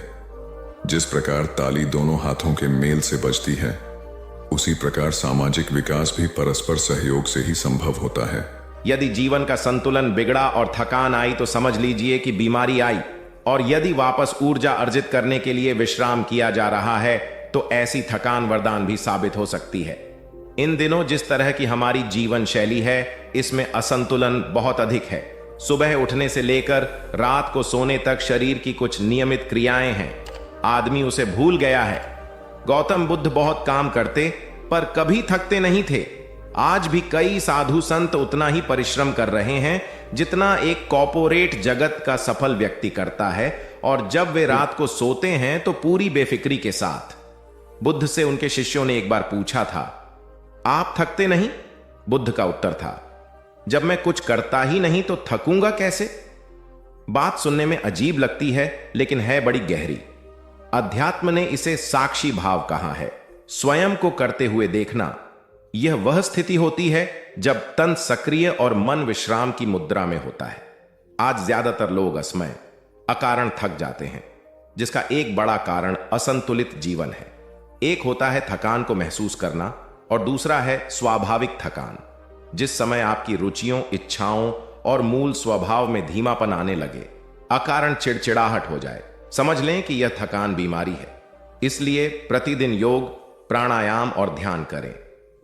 ये क्रियाएं अपने आप में एक विश्राम है। करने वाला कोई और है, हम तो महज उसके हाथों की कठपुतली हैं। यह मनोभाव भी थकान को मिटाएगा। क्या दिक्कत है ऐसा सोच लेने में? महात्मा बुद्ध ज्ञान प्राप्ति के लिए घोर तप में लगे थे। उन्होंने शरीर को काफी कष्ट दिया, यात्राएं की, घने जंगलों में कठिन साधना की, पर आत्मज्ञान की प्राप्ति नहीं हुई।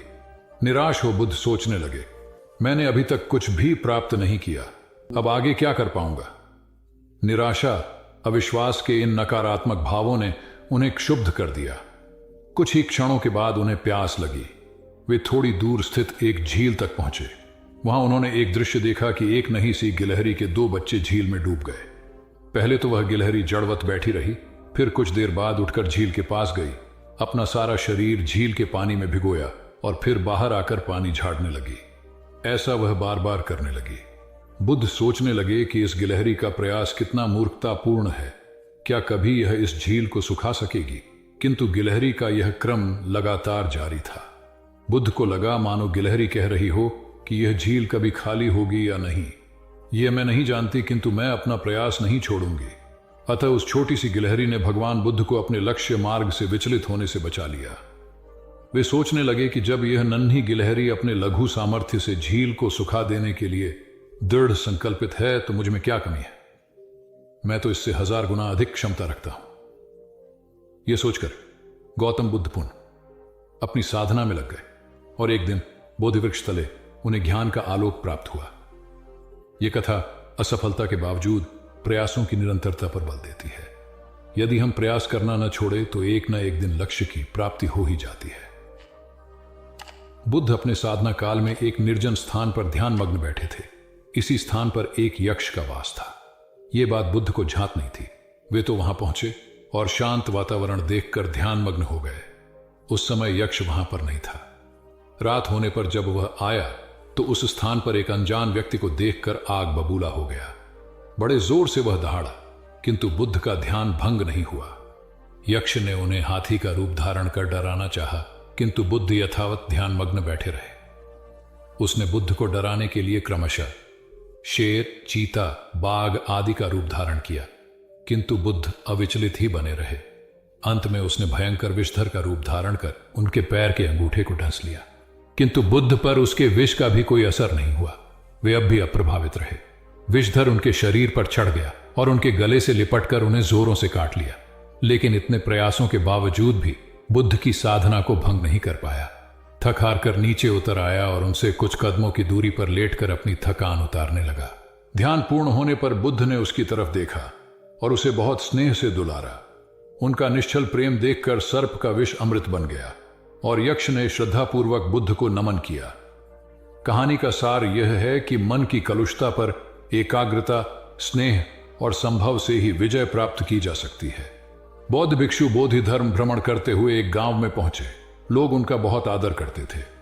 बोधि धर्म व उनके शिष्यों का ग्रामीणों ने हार्दिक सत्कार किया और फिर उनके पवित्र वचनों को सुनने के लिए उनके आसपास एकत्रित हो गए। बोधि धर्म लोगों को धर्म और आचरण विषयक अच्छी बातें सरल भाषा में समझाने लगे। तभी वहां एक व्यक्ति आया और बोधि धर्म को अपशब्द कहने लगा। उपस्थित जनसमूह ने उसे रोकने का बहुत प्रयास किया, किंतु वह नहीं माना तथा अनवरत बोधि धर्म को बुरा भला कहता रहा। लोगों ने कहा कि महाराज, ये व्यक्ति कितना उद्दंड है, निरर्थक ही आपको अपशब्द कह रहा है। बोधि धर्म उस व्यक्ति के इस आचरण पर कदापि क्रोधित नहीं हुए और लोगों से बोले कि यह भविष्य में मेरा सबसे बड़ा भक्त बनने वाला है। लोगों ने पूछा कि कैसे?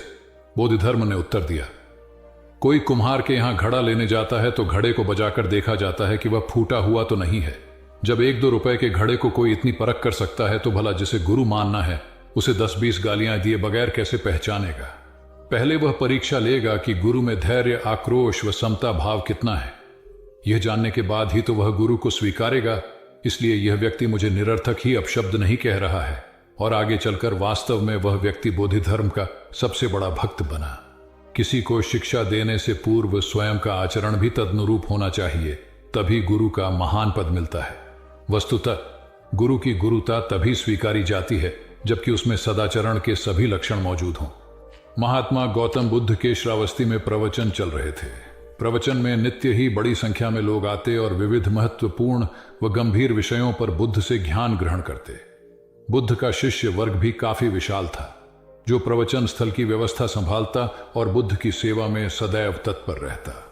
एक बार रात के समय महात्मा बुद्ध प्रवचन दे रहे थे। सदैव की भांति काफी लोग उनके प्रवचन सुन रहे थे। एक व्यक्ति जो बुद्ध के ठीक सामने बैठा था बार बार नींद के झोंके ले रहा था। बुद्ध थोड़ी देर तक तो प्रवचन देते रहे, फिर उससे बोले, वत्स, सो रहे हो? उस व्यक्ति ने हड़बड़ाकर कहा, नहीं महात्मा। बुद्ध ने पुनः प्रवचन प्रारंभ किए। वह व्यक्ति फिर ऊँघने लगा। महात्मा ने फिर वही प्रश्न दोहराया और उसने फिर अचकचाकर नहीं महात्मा कहा। ऐसा लगभग 8-10 बार हो गया। कुछ देर बाद बुद्ध ने उससे पूछा, वत्स, जीवित हो? हर बार की तरह इस बार भी उसने कहा, नहीं महात्मा। यह सुनकर उपस्थित श्रोताओं में हंसी की लहर दौड़ गई और वह व्यक्ति पूर्णतः चैतन्य हो गया। तब बुद्ध गंभीर होकर बोले, वत्स, निद्रा में तुम्हारे मुख से सही उत्तर मिल ही गया। जो निद्रा में है वह मृतक समान ही है। महात्मा बुद्ध का संकेत था कि गुरु से ज्ञान ग्रहण करते वक्त सजगता अत्यंत आवश्यक है। गाफिल रहने की स्थिति में ज्ञान की प्राप्ति पूर्ण नहीं होती और अध का चरा ज्ञान सदैव खतरनाक साबित होता है।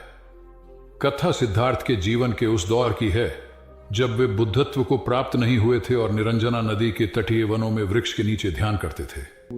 सिद्धार्थ प्रतिदिन ध्यान करने के बाद पास के किसी गांव में चले जाते और भिक्षा मांगकर लौट आते। कुछ दिनों के बाद उन्होंने भिक्षाटन पर जाना बंद कर दिया, क्योंकि एक गांव के प्रधान की छोटी बेटी सुजाता उनके लिए नित्य भोजन लाने लगी। सिद्धार्थ को वह बड़े स्नेह से भोजन कराती थी। कुछ दिनों बाद उसी गांव का एक चरवाहा भी सिद्धार्थ से प्रभावित होकर उनके पास आने लगा। उसका नाम स्वस्थि था।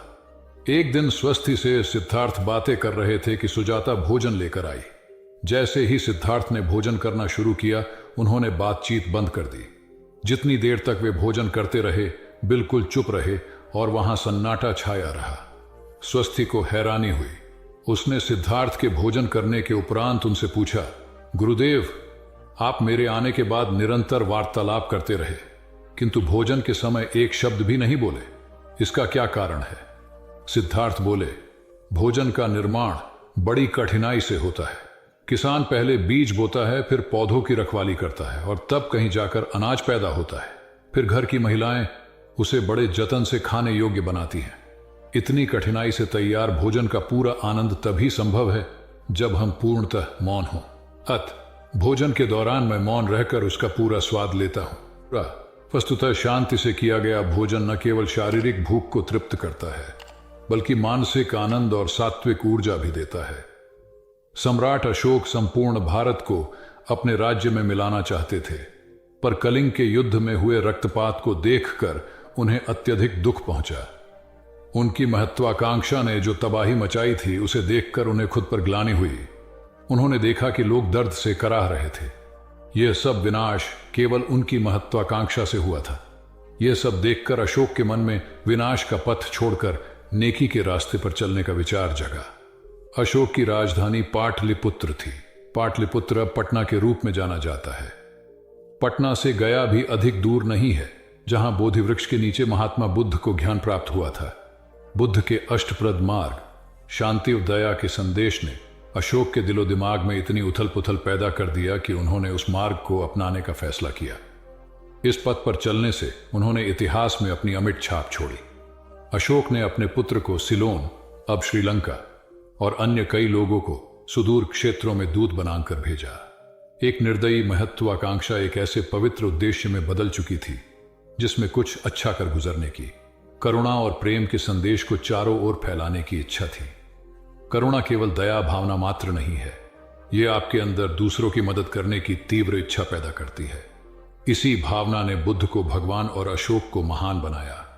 तथागत बुद्ध उन दिनों मगध प्रवास पर थे। साथ में शिष्यों का बड़ा समूह भी था। प्रतिदिन बुद्ध के प्रवचन होते जिनका लाभ लेने के लिए बड़ी संख्या में लोग आते। इन लोगों में साधारण जन के साथ विशिष्ट हस्तियां भी शामिल रहती थीं। हालांकि बुद्ध सभी के प्रति समान रूप से प्रेम व आत्मीयता का व्यवहार रखते थे। इन लोगों में नगर सेठ का पुत्र भी था जो बड़े ध्यान से बुद्ध के प्रवचन सुनता था। वह नित्य ही बुद्ध के शिष्यों के समक्ष बुद्ध की तारीफों के पुल बांधता और धन्य धन्य भाव से घर जाता। एक दिन प्रवचन समाप्त होने के बाद उसने किसी शिष्य से कहकर बुद्ध से मिलने की हार्दिक इच्छा प्रकट की। जब उसे बुद्ध के सामने ले जाया गया तो उसने उन्हें साष्टांग प्रणाम कर कहा, भगवान, जीवन की भाग दौड़ में सुकून भरी नींद मानो एक अनमोल खजाना बन गई है। हर कोई इससे जुड़ी जादुई चाबी को ढूंढने की कोशिश करता है, लेकिन क्या ऐसा हो सकता है कि गहरी और शांति भरी नींद का रहस्य हमारे भीतर ही छुपा हो? आइए इस रहस्य को एक बोध कथा के माध्यम से समझें, जहां एक साधारण व्यक्ति की यात्रा उसे जीवन के सबसे गहरे और सुकून भरे सत्य की ओर ले जाती है। बहुत समय पहले हिमालय की गोद में स्थित एक छोटे से गांव में एक युवक रहता था जिसका नाम निर्जन था। निर्जन मेहनती था, लेकिन उसकी रातें बेचैन और चिंताओं से भरी होती थीं। वह दिन भर खेतों में काम करता, लेकिन रात को उसे चैन की नींद नहीं आती। उसकी आंखें नींद की तलाश में छत को घूरती रहती और उसकी आत्मा भीतर से थकी हुई महसूस करती थी। एक दिन गांव के बुजुर्गों ने उसे सुझाव दिया, निर्जन, तुम्हें गहरी नींद की तलाश में जंगल में स्थित उस महान संत से मिलना चाहिए जिनके बारे में कहा जाता है कि वे आत्मा और मन की शांति का रहस्य जानते हैं। निर्जन ने इस विचार को तुरंत अपनाया। उसने सुबह ही यात्रा शुरू की। घने जंगल और ऊबड़ खाबड़ रास्तों को पार करते हुए वह संत के आश्रम पहुंचा। संत, जिनका नाम आचार्य विद्यानंद था, बहुत ही सरल और करुणामयी व्यक्ति थे। उनके चेहरे पर गहरी शांति और संतोष का आभास होता था। निर्जन ने उनके चरणों में झुककर अपनी समस्या बताई। गुरुदेव, मैं रातों को चैन की नींद नहीं सो पाता। मैं हर समय थका हुआ और बेचैन महसूस करता हूं। कृपया मुझे गहरी और सुकून भरी नींद का रहस्य बताइए। आचार्य विद्यानंद ने मुस्कुराते हुए कहा, निर्जन, गहरी नींद का रहस्य केवल कुछ बातों को समझने और अपनाने में छुपा है, लेकिन इसे जानने के लिए तुम्हें 3 परीक्षाओं से गुजरना होगा। क्या तुम तैयार हो? निर्जन ने पूरे जोश से उत्तर दिया, गुरुदेव, मैं तैयार हूं। आचार्य विद्यानंद निर्जन को आश्रम के पास एक नदी किनारे ले गए। वहां उन्होंने एक भारी पत्थर उठाया और निर्जन से कहा, इसे पकड़ो। निर्जन ने पत्थर को उठा लिया। आचार्य ने पूछा, क्या यह भारी है? निर्जन ने सिर हिलाते हुए कहा, हां गुरुदेव। आचार्य मुस्कुराए और बोले, इसे कुछ देर और पकड़े रहो। निर्जन ने पत्थर को कुछ देर और पकड़ा, लेकिन धीरे धीरे उसके हाथ कांपने लगे। आचार्य ने कहा, क्या हुआ निर्जन? अब पत्थर पहले से भी भारी लग रहा है। जी गुरुदेव, यह अब असहनीय हो रहा है, निर्जन ने उत्तर दिया। आचार्य ने समझाया, ठीक इसी प्रकार हमारा मन भी तब भारी हो जाता है जब हम उसमें चिंताओं और नकारात्मक विचारों का बोझ ढोते रहते हैं। गहरी नींद का पहला रहस्य है दिन भर के भार को मन से उतार देना। जैसे इस पत्थर को नीचे रखना तुम्हें हल्का महसूस कराएगा, वैसे ही दिन भर के तनाव और नकारात्मकता को त्याग कर ही तुम चैन की नींद ले सकते हो। निर्जन ने पत्थर को नीचे रखा और महसूस किया कि यह कितना सरल लेकिन गहरा संदेश था। अगले दिन आचार्य ने निर्जन को एक विशाल बाग में भेजा। उन्होंने उसे एक मिट्टी का दीपक दिया और कहा, इस दीपक को जलाकर बाग में घूमो, लेकिन ध्यान रहे दीपक बुझना नहीं चाहिए। निर्जन ने दीपक लिया और सावधानी से बाग में घूमने लगा। उसकी आंखें दीपक की लौ पर टिकी हुई थीं। जब वह वापस आया तो उसने गर्व से कहा, गुरुदेव, मैंने दीपक को बुझने नहीं दिया। आचार्य ने पूछा, अच्छा, लेकिन बाग में क्या क्या देखा? कौन से फूल खिले थे? कौन कौन से पक्षी गा रहे थे? निर्जन ने सिर झुका लिया और कहा, गुरुदेव, मैंने कुछ नहीं देखा, मेरा पूरा ध्यान दीपक पर था। आचार्य ने मुस्कुराते हुए कहा, इसी प्रकार हम अपने भविष्य की चिंताओं और अतीत के पछतावों में खोए रहते हैं और वर्तमान का आनंद नहीं ले पाते। गहरी नींद का दूसरा रहस्य है वर्तमान में जीना।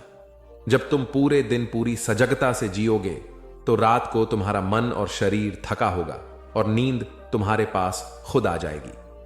निर्जन को यह पाठ भी बहुत मूल्यवान लगा। उसने सोचा कि कैसे वह अपनी चिंताओं में इतना उलझा रहता था कि जीवन की छोटी छोटी खुशियों को देखना ही भूल गया था। अंतिम दिन आचार्य ने निर्जन को गांव के पास स्थित एक छोटी झोपड़ी में भेजा। वहां एक वृद्ध महिला रहती थी जो बहुत गरीब थी। आचार्य ने निर्जन से कहा, उस महिला की मदद करो और देखो कि वह अपनी साधारण जिंदगी में कैसी रहती है। निर्जन झोपड़ी में गया और देखा कि महिला के पास खाने के लिए केवल थोड़ा सा अनाज था। फिर भी उसने निर्जन को उसमें से हिस्सा दिया और पूरे मन से उसका स्वागत किया। निर्जन ने पूछा, मां, तुम्हारे पास तो कुछ भी नहीं है, फिर भी तुम इतनी प्रसन्न कैसे हो? महिला ने उत्तर दिया, बेटा, जब मैं सुबह उठती हूं तो भगवान को धन्यवाद देती हूं कि उन्होंने मुझे एक और दिन दिया। रात को सोने से पहले मैं उन्हें अपना सब कुछ सौंप देती हूं। मेरी खुशी और चैन इसी कृतज्ञता और समर्पण में है। निर्जन यह सुनकर दंग रह गया। उसने समझा कि गहरी नींद पाने का तीसरा रहस्य है कृतज्ञता और समर्पण। जब हम अपनी इच्छाओं और दुखों को ईश्वर के हाथों में छोड़ देते हैं तो मन हल्का हो जाता है और नींद गहरी हो जाती है। निर्जन ने तीनों पाठों को आत्मसात कर लिया। जब वह वापस अपने गांव लौटा तो उसने अपनी दिनचर्या में इन शिक्षाओं को शामिल किया। उसने दिन भर के तनाव को त्यागना, वर्तमान में जीना और कृतज्ञता व्यक्त करना सीख लिया। अब उसकी रातें गहरी और शांति भरी नींद में गुजरने लगीं। वह न केवल शरीर से बल्कि मन से भी तरोताजा महसूस करता था। उसने समझ लिया था कि गहरी नींद का रहस्य बाहर नहीं बल्कि भीतर छुपा है। इस प्रकार निर्जन की यात्रा ने न केवल उसे गहरी नींद का रहस्य सिखाया बल्कि जीवन का एक अमूल्य पाठ भी दिया।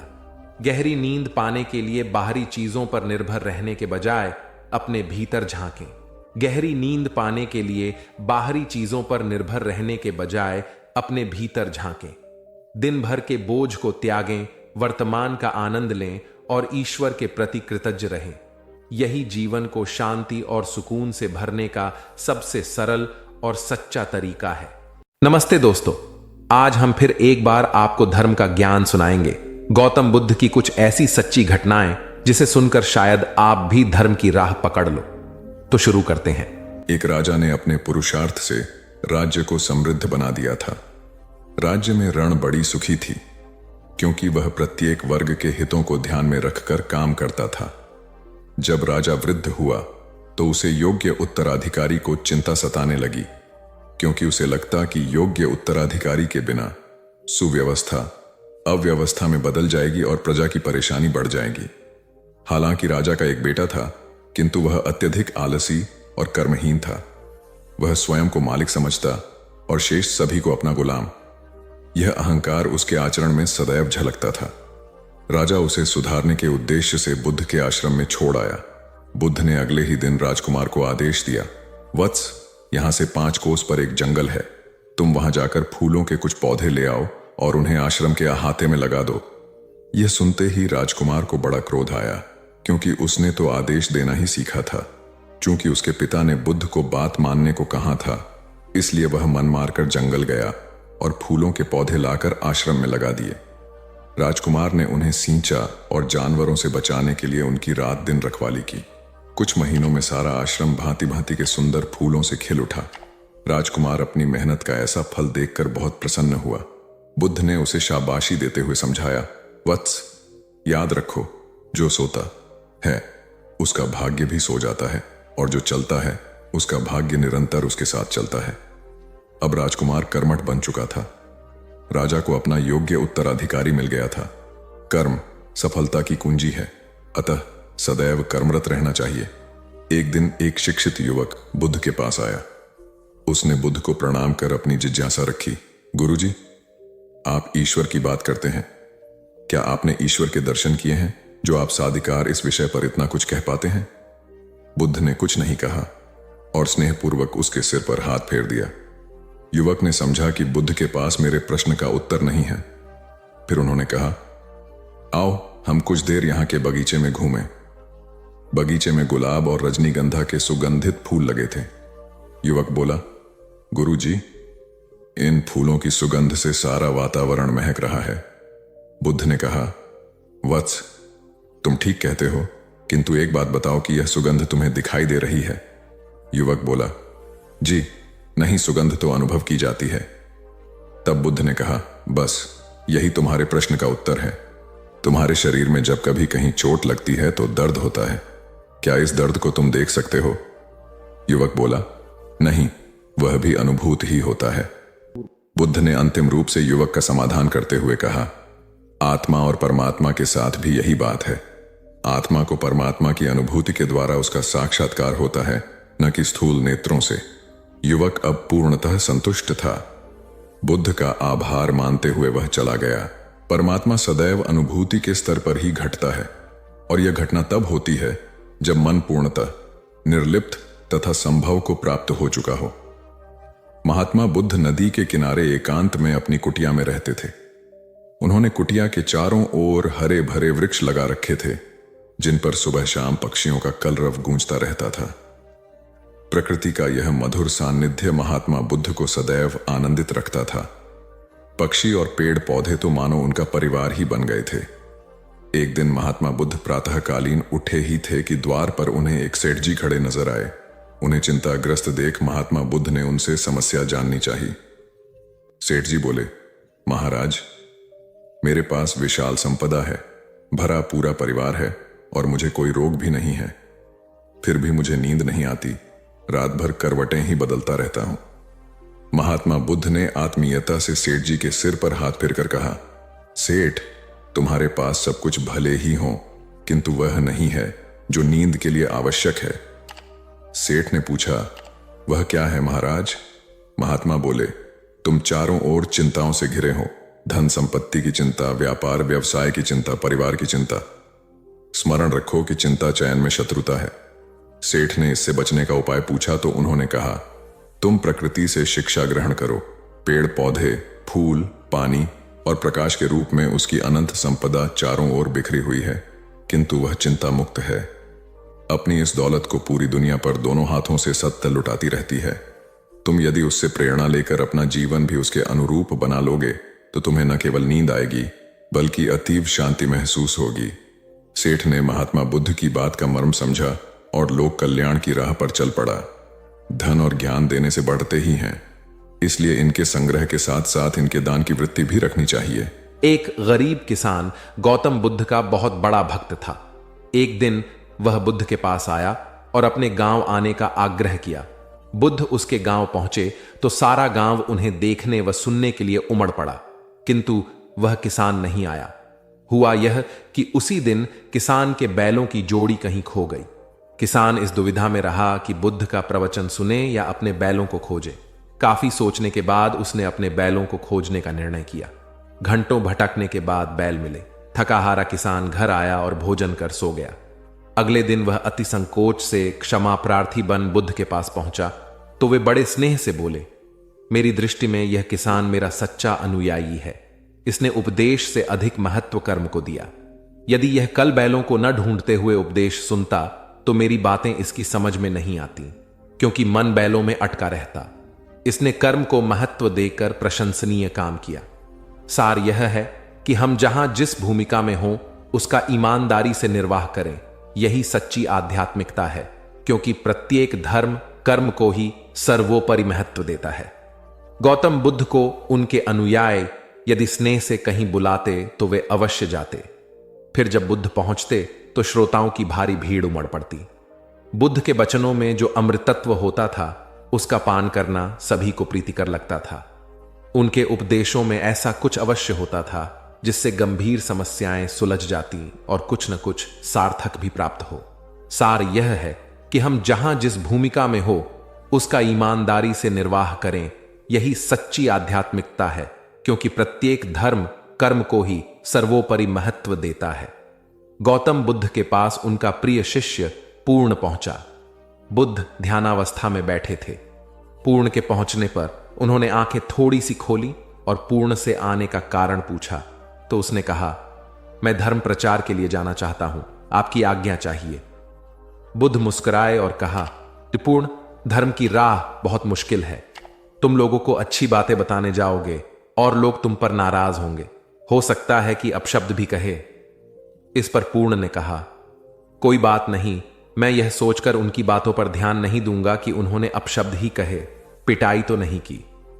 बुद्ध बोले, हो सकता है कि कुछ लोग हाथ उठा दें।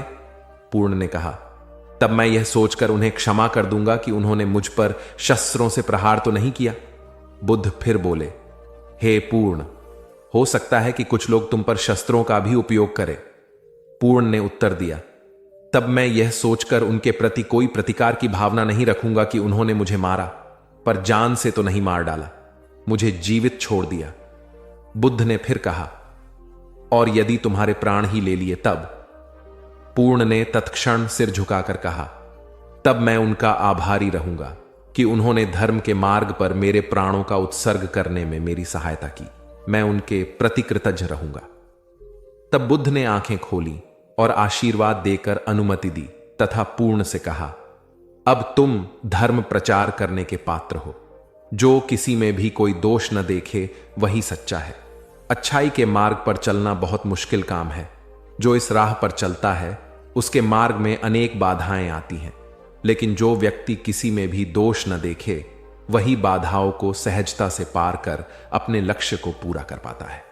एक बार गौतम बुद्ध जब वन से गुजर रहे थे तब एक राक्षसी हाथ में तलवार लेकर प्रकट हुई और कहा, अरे बुद्ध, आज तुम्हारे प्रेम को मेरी घृणा के सामने झुकना ही पड़ेगा। आज तुम्हारे जीवन का अंतिम दिन है। बुद्ध ने मुस्कुराते हुए उत्तर दिया, मैं घृणा, उपहास और द्वेष के आगे नतमस्तक नहीं होऊंगा। मैं निंदा, प्रशंसा अथवा उपहास किसी से भी प्रभावित नहीं होता। तुम मुझसे इतनी घृणा करती हो, पर मैं तो तुमसे भी प्रेम करता हूं। राक्षसी ने पूछा, तुम मुझसे प्रेम क्यों करते हो? बुद्ध बोले, मैं तुम्हें मां का रूप देख रहा हूं और मां तो प्रेम का रूप होती है, उसमें हिंसा हो ही नहीं सकती। इतना सुनते ही राक्षसी के हाथ से तलवार गिर पड़ी। हे बुद्ध, तुम धन्य हो। इतना कहते ही बहदेवी में बदल गई और अंतर्धान हो गई। दरअसल जो लोग दूसरों से द्वेष करते हैं, अंत में एक दिन घृणा उन्हें नष्ट कर देती है। घृणा से घिरे हुए लोगों को एक दिन घृणा ले डूबती है। प्रेम सत्य के आवरण से ढका होता है। सत्य से जुड़ा हुआ व्यक्ति सदैव आनंद में जीता है। सत्य को केवल अपने तक सीमित मत रखो, उसे अपने कर्मों में ढालना होगा। सत्य रूपी गुलाब की खुशबू है कर्म। अपने कर्म को प्रेम और सत्य में डुबो कर करो। प्रेम और सत्य मनुष्य को विकास की ओर ले जाते हैं। ध्यान रहे कि ये दोनों मार्ग ईश्वर की ओर जाते हैं। इस मार्ग पर चलने वाले सहज में ही आनंद और शांति को पा लेते हैं। गौतम बुद्ध भ्रमण करते हुए वैशाली नगर के वन विहार में पहुंचे। उनके आगमन का समाचार पूरे नगर में फैल गया। कुछ ही समय में मानो पूरा नगर उनके दर्शन के लिए उमड़ पड़ा। बड़े व्यापारी, शिक्षाविद, समाज सेवी, अधिकारी और राज परिवार से जुड़े कई वरिष्ठ भी वहां पहुंचे। सभी की भावना थी कि तथागत बुद्ध अपने शिष्यों सहित उनके निवास पर पहुंचे एवं भोज का आमंत्रण स्वीकारें। बुद्ध सभी के निवेदन को सुन रहे थे और स्वभावगत मुस्कान के साथ आमंत्रण का आभार व्यक्त कर रहे थे। तभी वैशाली की यात गणिका आम्रपाली भी वहां पहुंची। वह बुद्ध की शिक्षा से प्रेरित होकर बहुत पहले ही अपनी गणिका वृत्ति त्याग चुकी थी। उसने भी बुद्ध को भोजन का आमंत्रण दिया। बुद्ध ने तत्काल उसे स्वीकार किया और अगले दिन भिक्षुओं सहित उसके घर आने की सहमति दे दी। बुद्ध के एक शिष्य को यह बात अच्छी नहीं लगी कि इतने सारे वरिष्ठों के निवेदन के बावजूद बुद्ध ने आम्रपाली का आमंत्रण स्वीकारा। शिष्य की दृष्टि में आम्रपाली गणिका होने से घृणित कर्म से जुड़ी रही थी।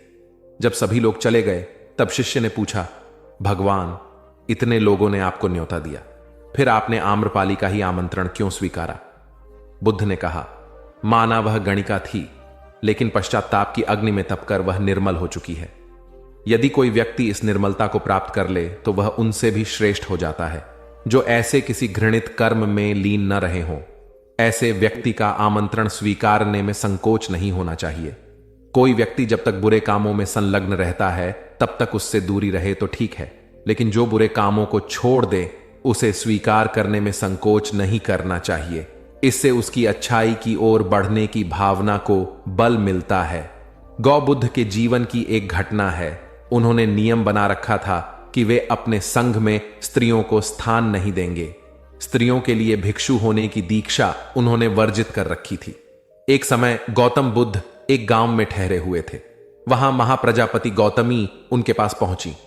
उन्होंने बुद्ध से कहा, आप स्त्रियों को भी दीक्षा दें, किंतु बुद्ध ने अस्वीकार कर दिया। अनेक स्त्रियां इकट्ठी हुईं और उन्होंने विचार किया कि कैसे गौतम बुद्ध से स्वीकृति प्राप्त की जाए। स्त्रियों ने निर्णय लिया कि स्वयं सेविकाएं बनकर गौतम बुद्ध के समक्ष पहुंचा जाए। गौतमी ने अपने बाल काटे, भिक्षु के वस्त्र पहने और अनेक स्त्रियों के साथ बुद्ध के सामने पहुंच गई। उनकी यह मांग थी कि स्त्रियों को भी दीक्षा दी जाए।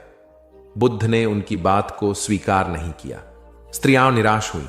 जब बुद्ध के एक शिष्य आनंद ने स्त्रियों को देखा, उनके पांव सूजे हुए थे, उन पर धूल चढ़ी हुई थी, उनकी आंखों से आंसू बह रहे थे। उन्होंने पूछा, क्या बात है? स्त्रियों ने कहा, बुद्ध उनके धर्म और नियम के अनुसार हमें भिक्षु होने की दीक्षा नहीं दे रहे हैं। जब आनंद ने व्यक्तिगत रूप से बुद्ध से निवेदन किया, बुद्ध को उन्होंने याद दिलाया, इस समय यह सामाजिक मान्यता है कि स्त्रियां मोक्ष की अधिकारी नहीं हैं, पुरुषों के मुकाबले निम्न हैं। तो क्या आप भी यह मानते हैं और इसलिए उन्हें दीक्षित नहीं कर रहे हैं?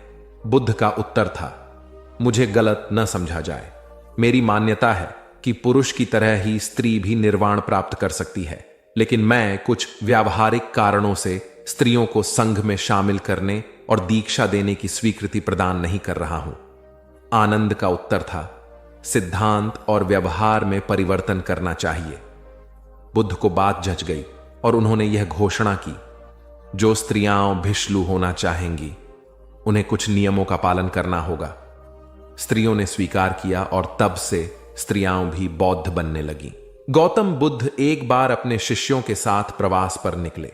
एक नगर से दूसरे नगर तक जाने की राह में वन पड़ता था। वन क्षेत्र में प्रवेश करने के साथ ही कुछ दूर चलने पर बुद्ध एक जगह रुक गए। पीछे आ रहे शिष्यों का समूह भी उन्हें देख उसी स्थान पर रुका, लेकिन वहां रुके रहना शिष्यों के लिए मुश्किल हो गया, क्योंकि सामने एक क्षत विक्षत शव पड़ा था और उसकी दुर्गंध वातावरण में फैल रही थी। शिष्यों ने अपने वस्त्र से नाक बंद कर ली, लेकिन बुद्ध शव की ओर टकटकी लगाए देखते रहे। एक शिष्य ने साहस कर विनम्रता पूर्वक गौतम बुद्ध से अनुरोध किया, भगवान, यहां से शीघ्र चलना ही उचित होगा। यहां शव पड़ा है और बहुत दुर्गंध आ रही है। बुद्ध मुस्कुराए और शिष्यों की ओर उन्मुख होते हुए बोले, बताइए, इस सब में सौंदर्य दिखाई देता है? शिष्यों ने कहा, भगवान, यह कैसा प्रश्न है? सौंदर्य और शव में? जीवन था तब तक सौंदर्य, अब तो सब समाप्त हो गया। बुद्ध ने शव की ओर इशारा करके बताया, देखो, जब कभी यह व्यक्ति जीवित रहा होगा, इसकी दंत पंक्तियां अद्वितीय रही होंगी। मृत्यु के बाद भी इसके दंत देखकर यही साबित होता है। वहां खड़े सभी शिष्यों ने दृष्टि डाली तो पाया बुद्ध सही कह रहे थे। तब शिष्यों को भान हुआ कि शव में भी अच्छाई हो सकती है। दरअसल सौंदर्य निर्जीव में भी नजर आ सकता है। केवल शर्त यह है कि दृष्टि बुद्ध के समान बुराई में भी अच्छाई देखने वाली होनी चाहिए। गुलाब की एक शाखा में फूल की तुलना में कांटे ही अधिक होते हैं, पर हम फूल चुनते हैं, कांटे नहीं। ठीक इसी तरह किसी में 100 बुराइयां नहीं, अच्छाई देखनी चाहिए। प्राचीन सियालकोट में एक बार बौद्धों का बहुत बड़ा भिक्षु संघ आया। इस संघ को एक ऐसे वेद पाठी ब्राह्मण के विषय में झांत हुआ जो इतना रूढ़िवादी था कि किसी अवैदिक पंडित की छाया भी स्वयं पर नहीं पड़ने देता था। उसे सुधारने का बीड़ा एक भिक्षु ने उठाया। अगले दिन वह अपना भिक्षा पात्र लेकर ब्राह्मण के घर पहुंच गया और पूछा, कुछ आहार पानी की सुविधा है? उसकी बात सुनकर घर के सभी लोग मौन रहे और उसकी ओर घृणा की दृष्टि से देखा। भिक्षु लौट आया। दूसरे दिन फिर गया और वही प्रश्न दोहराया। इस बार भी उसे चुप्पी और तिरस्कार का सामना करना पड़ा। वह पुनः लौट गया। एक दिन जब वह ब्राह्मण के घर पहुंचा तो ब्राह्मण वहां नहीं था। नित्य आने जाने से ब्राह्मणी का मन पसीज गया। वह बोली, मैं तो तुम्हें आहार पानी दे दूं, किंतु पंडित जी की नाराजगी के कारण विवश हूं। भिक्षु ने कहा, कोई बात नहीं बहन, मैं अपना काम करता हूं, तुम अपना काम करो। वापस लौटते हुए भिक्षु को ब्राह्मण मिल गया। उसने भिक्षु को खूब खरी खोटी सुनाई। तब भिक्षु ने कहा, इतने दिनों तक आपके घर से कुछ नहीं मिला, किंतु आज आपकी पत्नी ने नहीं दी है। अब किसी दिन हां भी मिल जाएगा। ब्राह्मण थोड़ा शांत हुआ और बोला, यह क्रम कब तक जारी रखोगे? भिक्षु ने उत्तर दिया, जब तक जीवित हूं। उसका धैर्य देख ब्राह्मण का अहंकार पिघल गया और उसने भिक्षु से क्षमा मांगी। वस्तुतः धैर्य व सहिष्णुता के बल पर बड़ी से बड़ी प्रतिकूलता को अनुकूलता में बदला जा सकता है। भगवान बुद्ध के प्रवचन सुनने के लिए एक व्यक्ति नियमित रूप से आता था। इस प्रकार उसे 1 माह हो चुका था, किंतु उसके जीवन पर कोई प्रभाव नहीं पड़ा। भगवान बुद्ध उपदेश में कहते थे कि धर्म पर चलो, अपने जीवन से राग द्वेष को दूर करो, काम क्रोध लोभ मोह और अहंकार से सदा दूर रहो। बुद्ध के उपदेशों से लोगों को बहुत शांति मिलती थी, किंतु उस व्यक्ति का मन अशांत रहता था। एक दिन उसने बुद्ध से जाकर कहा, हे प्रभु, मैं 1 माह से आपका उपदेश सुन रहा हूं, किंतु उसका तनिक भी असर मेरे आचरण पर नहीं पड़ा। मैं बहुत परेशान हूं, मुझे क्या करना चाहिए? बुद्ध उनकी बात सुनकर बोले, तुम कहां के रहने वाले हो? उसने कहा, श्रावस्ती का। बुद्ध ने अगला प्रश्न किया, वह यहां से कितनी दूर है? उसने अनुमान से बता दिया। बुद्ध ने पुनः जिज्ञासा प्रकट की, कितना समय लगता है? उस व्यक्ति ने हिसाब लगाकर बता दिया। बुद्ध ने कहा, अब बताओ कि क्या तुम यहां पर बैठे बैठे ही अपने घर पहुंच सकते हो? उसने कहा, यह कैसे हो सकता है? वहां पहुंचने के लिए तो चलना होगा। तब बुद्ध ने बड़े प्रेम से उसे समझाया, जैसे चलने पर ही पहुंचा जा सकता है, वैसे ही अच्छी बातों पर अमल करने से ही लाभ होता है। हे प्यारे, तुम मेरे ज्ञान के साथ अपने कर्म को जोड़ दो, तब तुमको उत्तम फल मिलेगा। उस व्यक्ति को अपनी गलती समझ में आ गई। उसने अपने जीवन में सुधार कर लिया, जिससे उसका जीवन सदाचारी बन गया। एक छोटी सी नदी थी, उसके दोनों किनारों पर लोग रहते थे। नदी के पानी से दोनों ओर के लोग अपना अपना काम चलाते थे और सुखमय जीवन बिताते थे। एक बार संयोग से पानी को लेकर दोनों पक्षों में तनातनी हो गई। वे एक दूसरे पर आरोप लगा रहे थे कि तुम ज्यादा पानी ले रहे हो। जब आपसी बातचीत में मामला नहीं निपटा तो वे मरने मारने पर उतारू हो गए। उनके पास जो भी हथियार थे उन्हें तत्काल निकाल लाए और एक दूसरे पर टूट पड़ने को आमादा हो गए। तभी किसी ने जाकर भगवान बुद्ध को सूचना दी। उन्होंने दोनों पक्षों के प्रतिनिधियों को बुलाया और तकरार का कारण पूछा। दोनों प्रतिनिधियों ने अपना अपना पक्ष रखा। बुद्ध ने दोनों की बातें सुनी और मुस्कुराकर कहा, तो तुम लोग क्या करोगे? दोनों प्रतिनिधियों ने आवेश में आकर कहा, हम खून की नदियां बहा देंगे। भगवान बुद्ध ने कहा, तो तुम्हें खून चाहिए? उन लोगों ने हतप्रभ होकर बुद्ध की ओर देखा। फिर बोले, नहीं हमें पानी चाहिए। भगवान बुद्ध ने कहा, तो तुम्हें खून चाहिए। उन लोगों ने हतप्रभ होकर बुद्ध की ओर देखा, फिर बोले, नहीं हमें पानी चाहिए। तब सहज भाव से बुद्ध ने कहा, खून बहाकर खून मिलेगा, पानी कैसे पाओगे? कुछ ठहर कर आगे बुद्ध बोले, याद रखो, हिंसा हिंसा को बढ़ाती है, बैर बैर को बढ़ाता है। नदी से ही सीख लो कि वह किसी से लड़ती नहीं, वह निश्चल भाव से अपने जल का सभी के लिए दान करती है। बुद्ध के शब्दों ने जादू जैसा काम किया और दोनों पक्षों की समस्या का सहज रूप से समाधान हो गया। दोनों पक्ष मिल बांटकर पानी का उपयोग करने लगे। कुल बुद्ध एक दिन वैशाली में प्रवचन दे रहे थे। विशाल जन समूह उन्हें अत्यंत शांति और तन्मयता से सुन रहा था। कहीं कोई शोर नहीं था, मात्र बुद्ध की वाणी गूंज रही थी। बुद्ध के शिष्यों के साथ उपस्थित लोग बुद्ध के अमृत वचनों का पान पूर्ण एकाग्रता से कर रहे थे। तभी उस शांत वातावरण में खलल उत्पन्न करती एक व्यक्ति की जोरदार आवाज आई, आज मुझे सभा में बैठने की अनुमति क्यों नहीं दी गई? बुद्ध उस व्यक्ति का चिल्लाना सुनकर भी मौन रहे।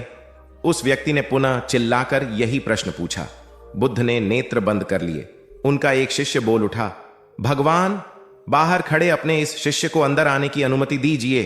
बुद्ध ने नेत्र खोलकर कहा, नहीं, यह अस्पृश्य है। शिष्यगण बुद्ध के मुंह से अस्पृश्य शब्द सुनकर विस्मित हुए और उन्होंने पूछा, वह अस्पृश्य क्यों, कैसे? भगवान, आपके धर्म में तो जात पात का भेद नहीं है। बुद्ध बोले, आज यह क्रोध में आया है। क्रोध से जीवन की एकता भंग होती है। क्रोध ही मानसिक हिंसा करता है। किसी भी कारण से क्रोध करने वाला अस्पृश्य है। उसे कुछ देर तक स्मरण कर लेना चाहिए कि अहिंसा परम धर्म है। कथा का उपदेश यह है कि क्रोध एक असात्विक भाव है जो कर्ता और भोक्ता दोनों के लिए हानिकारक होता है। इससे बचते हुए शांति से विचारने व कार्य करने की प्रवृत्ति अपनानी चाहिए। शांत मन और मस्तिष्क ही विवेकपूर्ण निर्णय लेने में सक्षम होते हैं। बौद्ध संघ के एक भिक्षु को कोई गंभीर रोग हो गया। उसकी हालत इतनी खराब हो गई कि वह चल फिर भी नहीं सकता था और मल मूत्र में लिपटा पड़ा रहता था। उसकी यह हालत देख उसके साथी भिक्षु भी उसके पास नहीं आते और घृणा से मुंह फेरकर आसपास से निकल जाते थे। कुछ दिनों बाद बुद्ध को यह बात पता चली तो वे तत्काल अपने प्रिय शिष्य आनंद के साथ उस भिक्षु के पास पहुंचे। उसकी दयनीय दशा से उन्हें घोर कष्ट हुआ। उन्होंने भिक्षु से पूछा, तुम्हें कौन सा रोग हुआ है? भिक्षु बोला, भगवान, मुझे पेट की बीमारी है। बुद्ध ने स्नेह से उसके सिर पर हाथ फेरते हुए प्रश्न किया, क्या तुम्हारी परिचर्या करने वाला कोई नहीं है? भिक्षु की ना सुनते ही बुद्ध ने आनंद से कहा, पानी लेकर आओ, हम लोग पहले इसका शरीर स्वच्छ करेंगे। आनंद पानी लेकर आए। फिर बुद्ध ने भिक्षु के शरीर पर पानी डाला और आनंद ने उसके मल मूत्र को साफ किया। अच्छी तरह धो पोंछ कर बुद्ध ने भिक्षु के सिर को पकड़ा और आनंद ने पैरों को। इस प्रकार उसे उठाकर चारपाई पर लिटा दिया। फिर बुद्ध ने सारे भिक्षुओं को एकत्रित कर उन्हें समझाया, भिक्षुओं, तुम्हारे माता नहीं, पिता नहीं, भाई नहीं, बहन नहीं जो तुम्हारी सेवा करेंगे। यदि तुम परस्पर एक दूसरे की सेवा और देखभाल नहीं करोगे तो फिर कौन करेगा? याद रखो, जो रोगी की सेवा करता है वह ईश्वर की सेवा करता है। दीनहीन के प्रति करुणा व सेवा का भाव इस जगत को बुद्ध का सबसे बड़ा संदेश है जो प्रत्येक देश, काल, परिस्थिति में प्रासंगिक है। गौतम सिद्धार्थ बुद्धत्व प्राप्त करके महात्मा बुद्ध बन गए। सत्य, अहिंसा और दया की मूर्ति बुद्ध अपने शिष्यों के साथ एक गांव में पहुंचे। कुछ अज्ञानी लोग उनके विरोधी थे। वे बुद्ध को अपशब्द कहने लगे। बुद्ध के शिष्यों को बहुत बुरा लगा, मगर बुद्ध ने उन्हें समझाया, ये लोग तो केवल अपशब्द ही कह रहे हैं। अगर ये पत्थर भी मार रहे होते तो भी मैं कहता कि मारने दो। मैं जानता हूं कि ये लोग कुछ कहना चाहते हैं, लेकिन क्रोध के मारे वह कह नहीं पा रहे हैं। 10 साल पहले यदि यही लोग मुझे गाली देते तो मैं इन्हें भी गाली देता, लेकिन अब तो लेन देन से मुक्ति मिल चुकी है। क्रोध से अपशब्द निकलते हैं। यहां तो क्रोध भवन कब का ढह चुका है। अपशब्द कहने वाले बड़ी मुश्किल में पड़ गए। तभी बुद्ध ने अपने शिष्यों से पूछा, इस गांव में कुछ लोग अपशब्द कह रहे हैं, इन्हें बताओ कि वहां के लोग फल और मिठाई यहां लेकर आए थे। बुद्ध ने पूछा, फिर मैंने क्या किया था? शिष्यों ने बताया, आपने सारे फल और मिठाइयां यह कहकर वापस कर दी कि अब लेने वाला विदा हो चुका है, इन्हें वापस ले जाओ। आपने कहा था कि 10 साल पहले आते तो मैं सारे उपहार ले लेता। बुद्ध ने पूछा, फिर उन लोगों ने मिठाइयों का क्या किया होगा? शिष्यों ने बताया, गांव में बांट दी होगी। बुद्ध बोले, उन लोगों ने मिठाइयां गांव में बांट दी, लेकिन मैं उन लोगों से कहूंगा कि अपशब्द में न बांटें। बुद्ध फिर बोले, ये लोग अपशब्दों के थाल सजाकर लाए हैं, लेकिन ये गलत आदमी के पास आ गए हैं। ये मुझसे क्रोध नहीं करवा सकते। ठीक खूंटी की तरह जो किसी को नहीं टांगती, लोग उस पर वस्त्र टांग देते हैं। एक बार जैतवन के सभी ग्रामवासी भगवान बुद्ध के दर्शन करने और उपदेश सुनने के लिए एकत्र हुए। उस समय महाकश्यप, मौदगल्यायन, सारिपुत्र, चुंद और देवदत्त जैसे प्रबुद्ध जन बुद्ध के साथ धर्म विषय गंभीर चर्चा में तन्मय थे। ग्रामवासी थोड़ा ठिठक कर खड़े हो गए, क्योंकि इतने ज्ञानी जनों के बीच उन सभी को असहज सा महसूस हो रहा था। कुछ देर बाद बुद्ध की दृष्टि इन ग्रामवासियों पर पड़ी। उन्होंने तुरंत धर्म चर्चा रोक दी।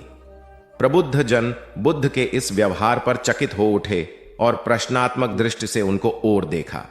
बुद्ध अनाथ पिंडक नामक जिज्ञासु से बोले, भद्र, उठो, सामने ब्राह्मण मंडली खड़ी है, उन्हें आसन दो और आतिथ्य की सामग्री ले आओ।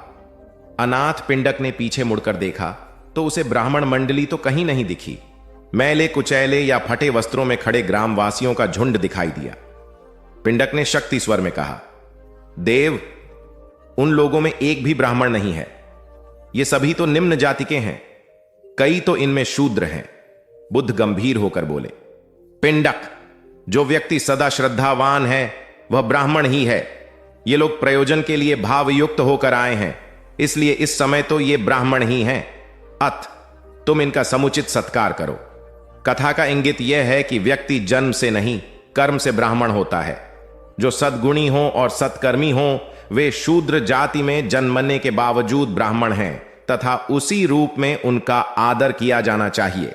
यदि जीवन का संतुलन बिगड़ा और थकान आई तो समझ लीजिए कि बीमारी आई, और यदि वापस ऊर्जा अर्जित करने के लिए विश्राम किया जा रहा है तो ऐसी थकान वरदान भी साबित हो सकती है। इन दिनों जिस तरह की हमारी जीवन शैली है, इसमें असंतुलन बहुत अधिक है। सुबह उठने से लेकर रात को सोने तक शरीर की कुछ नियमित क्रियाएं हैं, आदमी उसे भूल गया है। गौतम बुद्ध बहुत काम करते पर कभी थकते नहीं थे। आज भी कई साधु संत उतना ही परिश्रम कर रहे हैं जितना एक कॉर्पोरेट जगत का सफल व्यक्ति करता है, और जब वे रात को सोते हैं तो पूरी बेफिक्री के साथ। बुद्ध से उनके शिष्यों ने एक बार पूछा था, आप थकते नहीं? बुद्ध का उत्तर था, जब मैं कुछ करता ही नहीं तो थकूंगा कैसे? बात सुनने में अजीब लगती है, लेकिन है बड़ी गहरी। अध्यात्म ने इसे साक्षी भाव कहा है। स्वयं को करते हुए देखना, यह वह स्थिति होती है जब तन सक्रिय और मन विश्राम की मुद्रा में होता है। आज ज्यादातर लोग असमय, अकारण थक जाते हैं, जिसका एक बड़ा कारण असंतुलित जीवन है। एक होता है थकान को महसूस करना और दूसरा है स्वाभाविक थकान, जिस समय आपकी रुचियों, इच्छाओं और मूल स्वभाव में धीमापन आने लगे, अकारण चिड़चिड़ाहट हो जाए। समझ लें कि यह थकान बीमारी है। इसलिए प्रतिदिन योग, प्राणायाम और ध्यान करें। ये क्रियाएं अपने आप में एक विश्राम है। करने वाला कोई और है, हम तो महज उसके हाथों की कठपुतली हैं। यह मनोभाव भी थकान को मिटाएगा। क्या दिक्कत है ऐसा सोच लेने में? महात्मा बुद्ध ज्ञान प्राप्ति के लिए घोर तप में लगे थे। उन्होंने शरीर को काफी कष्ट दिया, यात्राएं की, घने जंगलों में कठिन साधना की, पर आत्मज्ञान की प्राप्ति नहीं हुई। निराश हो बुद्ध सोचने लगे, मैंने अभी तक कुछ भी प्राप्त नहीं किया, अब आगे क्या कर पाऊंगा? निराशा, अविश्वास के इन नकारात्मक भावों ने उन्हें क्षुब्ध कर दिया। कुछ ही क्षणों के बाद उन्हें प्यास लगी। वे थोड़ी दूर स्थित एक झील तक पहुंचे। वहां उन्होंने एक दृश्य देखा कि एक नन्ही सी गिलहरी के 2 बच्चे झील में डूब गए। पहले तो वह गिलहरी जड़वत बैठी रही, फिर कुछ देर बाद उठकर झील के पास गई, अपना सारा शरीर झील के पानी में भिगोया और फिर बाहर आकर पानी झाड़ने लगी। ऐसा वह बार बार करने लगी। बुद्ध सोचने लगे कि इस गिलहरी का प्रयास कितना मूर्खतापूर्ण है। क्या कभी यह इस झील को सुखा सकेगी? किंतु गिलहरी का यह क्रम लगातार जारी था। बुद्ध को लगा मानो गिलहरी कह रही हो कि यह झील कभी खाली होगी या नहीं, यह मैं नहीं जानती, किंतु मैं अपना प्रयास नहीं छोड़ूंगी। अतः उस छोटी सी गिलहरी ने भगवान बुद्ध को अपने लक्ष्य मार्ग से विचलित होने से बचा लिया। वे सोचने लगे कि जब यह नन्ही गिलहरी अपने लघु सामर्थ्य से झील को सुखा देने के लिए दृढ़ संकल्पित है तो मुझ में क्या कमी है, मैं तो इससे 1000 गुना अधिक क्षमता रखता हूं। यह सोचकर गौतम बुद्ध पुनः अपनी साधना में लग गए और एक दिन बोधिवृक्ष तले उन्हें ज्ञान का आलोक प्राप्त हुआ। यह कथा असफलता के बावजूद प्रयासों की निरंतरता पर बल देती है। यदि हम प्रयास करना न छोड़े तो एक न एक दिन लक्ष्य की प्राप्ति हो ही जाती है। बुद्ध अपने साधना काल में एक निर्जन स्थान पर ध्यान मग्न बैठे थे। इसी स्थान पर एक यक्ष का वास था। यह बात बुद्ध को झांत नहीं थी। वे तो वहां पहुंचे और शांत वातावरण देखकर ध्यान मग्न हो गए। उस समय यक्ष वहां पर नहीं था। रात होने पर जब वह आया तो उस स्थान पर एक अनजान व्यक्ति को देखकर आग बबूला हो गया। बड़े जोर से वह दहाड़ा, किंतु बुद्ध का ध्यान भंग नहीं हुआ। यक्ष ने उन्हें हाथी का रूप धारण कर डराना चाहा, किंतु बुद्ध यथावत ध्यान मग्न बैठे रहे। उसने बुद्ध को डराने के लिए क्रमशः शेर, चीता, बाघ आदि का रूप धारण किया, किंतु बुद्ध अविचलित ही बने रहे। अंत में उसने भयंकर विषधर का रूप धारण कर उनके पैर के अंगूठे को ढंस लिया, किंतु बुद्ध पर उसके विष का भी कोई असर नहीं हुआ। वे अब भी अप्रभावित रहे। विषधर उनके शरीर पर चढ़ गया और उनके गले से लिपटकर उन्हें जोरों से काट लिया, लेकिन इतने प्रयासों के बावजूद भी बुद्ध की साधना को भंग नहीं कर पाया।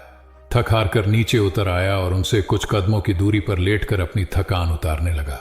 ध्यान पूर्ण होने पर बुद्ध ने उसकी तरफ देखा और उसे बहुत स्नेह से दुलारा। उनका निश्चल प्रेम देखकर सर्प का विष अमृत बन गया और यक्ष ने श्रद्धापूर्वक बुद्ध को नमन किया। कहानी का सार यह है कि मन की कलुषता पर एकाग्रता, स्नेह और संभव से ही विजय प्राप्त की जा सकती है। बौद्ध भिक्षु बोधि धर्म भ्रमण करते हुए एक गांव में पहुंचे। लोग उनका बहुत आदर करते थे। बोधि धर्म व उनके शिष्यों का ग्रामीणों ने हार्दिक सत्कार किया और फिर उनके पवित्र वचनों को सुनने के लिए उनके आसपास एकत्रित हो गए।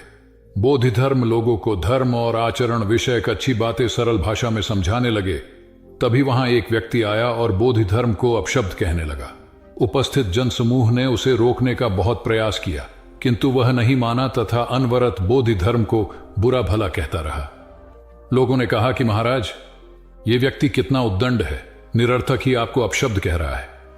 बोधि धर्म उस व्यक्ति के इस आचरण पर कदापि क्रोधित नहीं हुए और लोगों से बोले कि यह भविष्य में मेरा सबसे बड़ा भक्त बनने वाला है। लोगों ने पूछा कि कैसे? बोधि धर्म ने उत्तर दिया, कोई कुम्हार के यहां घड़ा लेने जाता है तो घड़े को बजाकर देखा जाता है कि वह फूटा हुआ तो नहीं है। जब 1-2 रुपए के घड़े को कोई इतनी परख कर सकता है तो भला जिसे गुरु मानना है उसे 10-20 गालियां दिए बगैर कैसे पहचानेगा? पहले वह परीक्षा लेगा कि गुरु में धैर्य, आक्रोश व समता भाव कितना है। यह जानने के बाद ही तो वह गुरु को स्वीकारेगा। इसलिए यह व्यक्ति मुझे निरर्थक ही अपशब्द नहीं कह रहा है और आगे चलकर वास्तव में वह व्यक्ति बोधि धर्म का सबसे बड़ा भक्त बना। किसी को शिक्षा देने से पूर्व स्वयं का आचरण भी तदनुरूप होना चाहिए, तभी गुरु का महान पद मिलता है। वस्तुतः गुरु की गुरुता तभी स्वीकारी जाती है जबकि उसमें सदाचरण के सभी लक्षण मौजूद हों।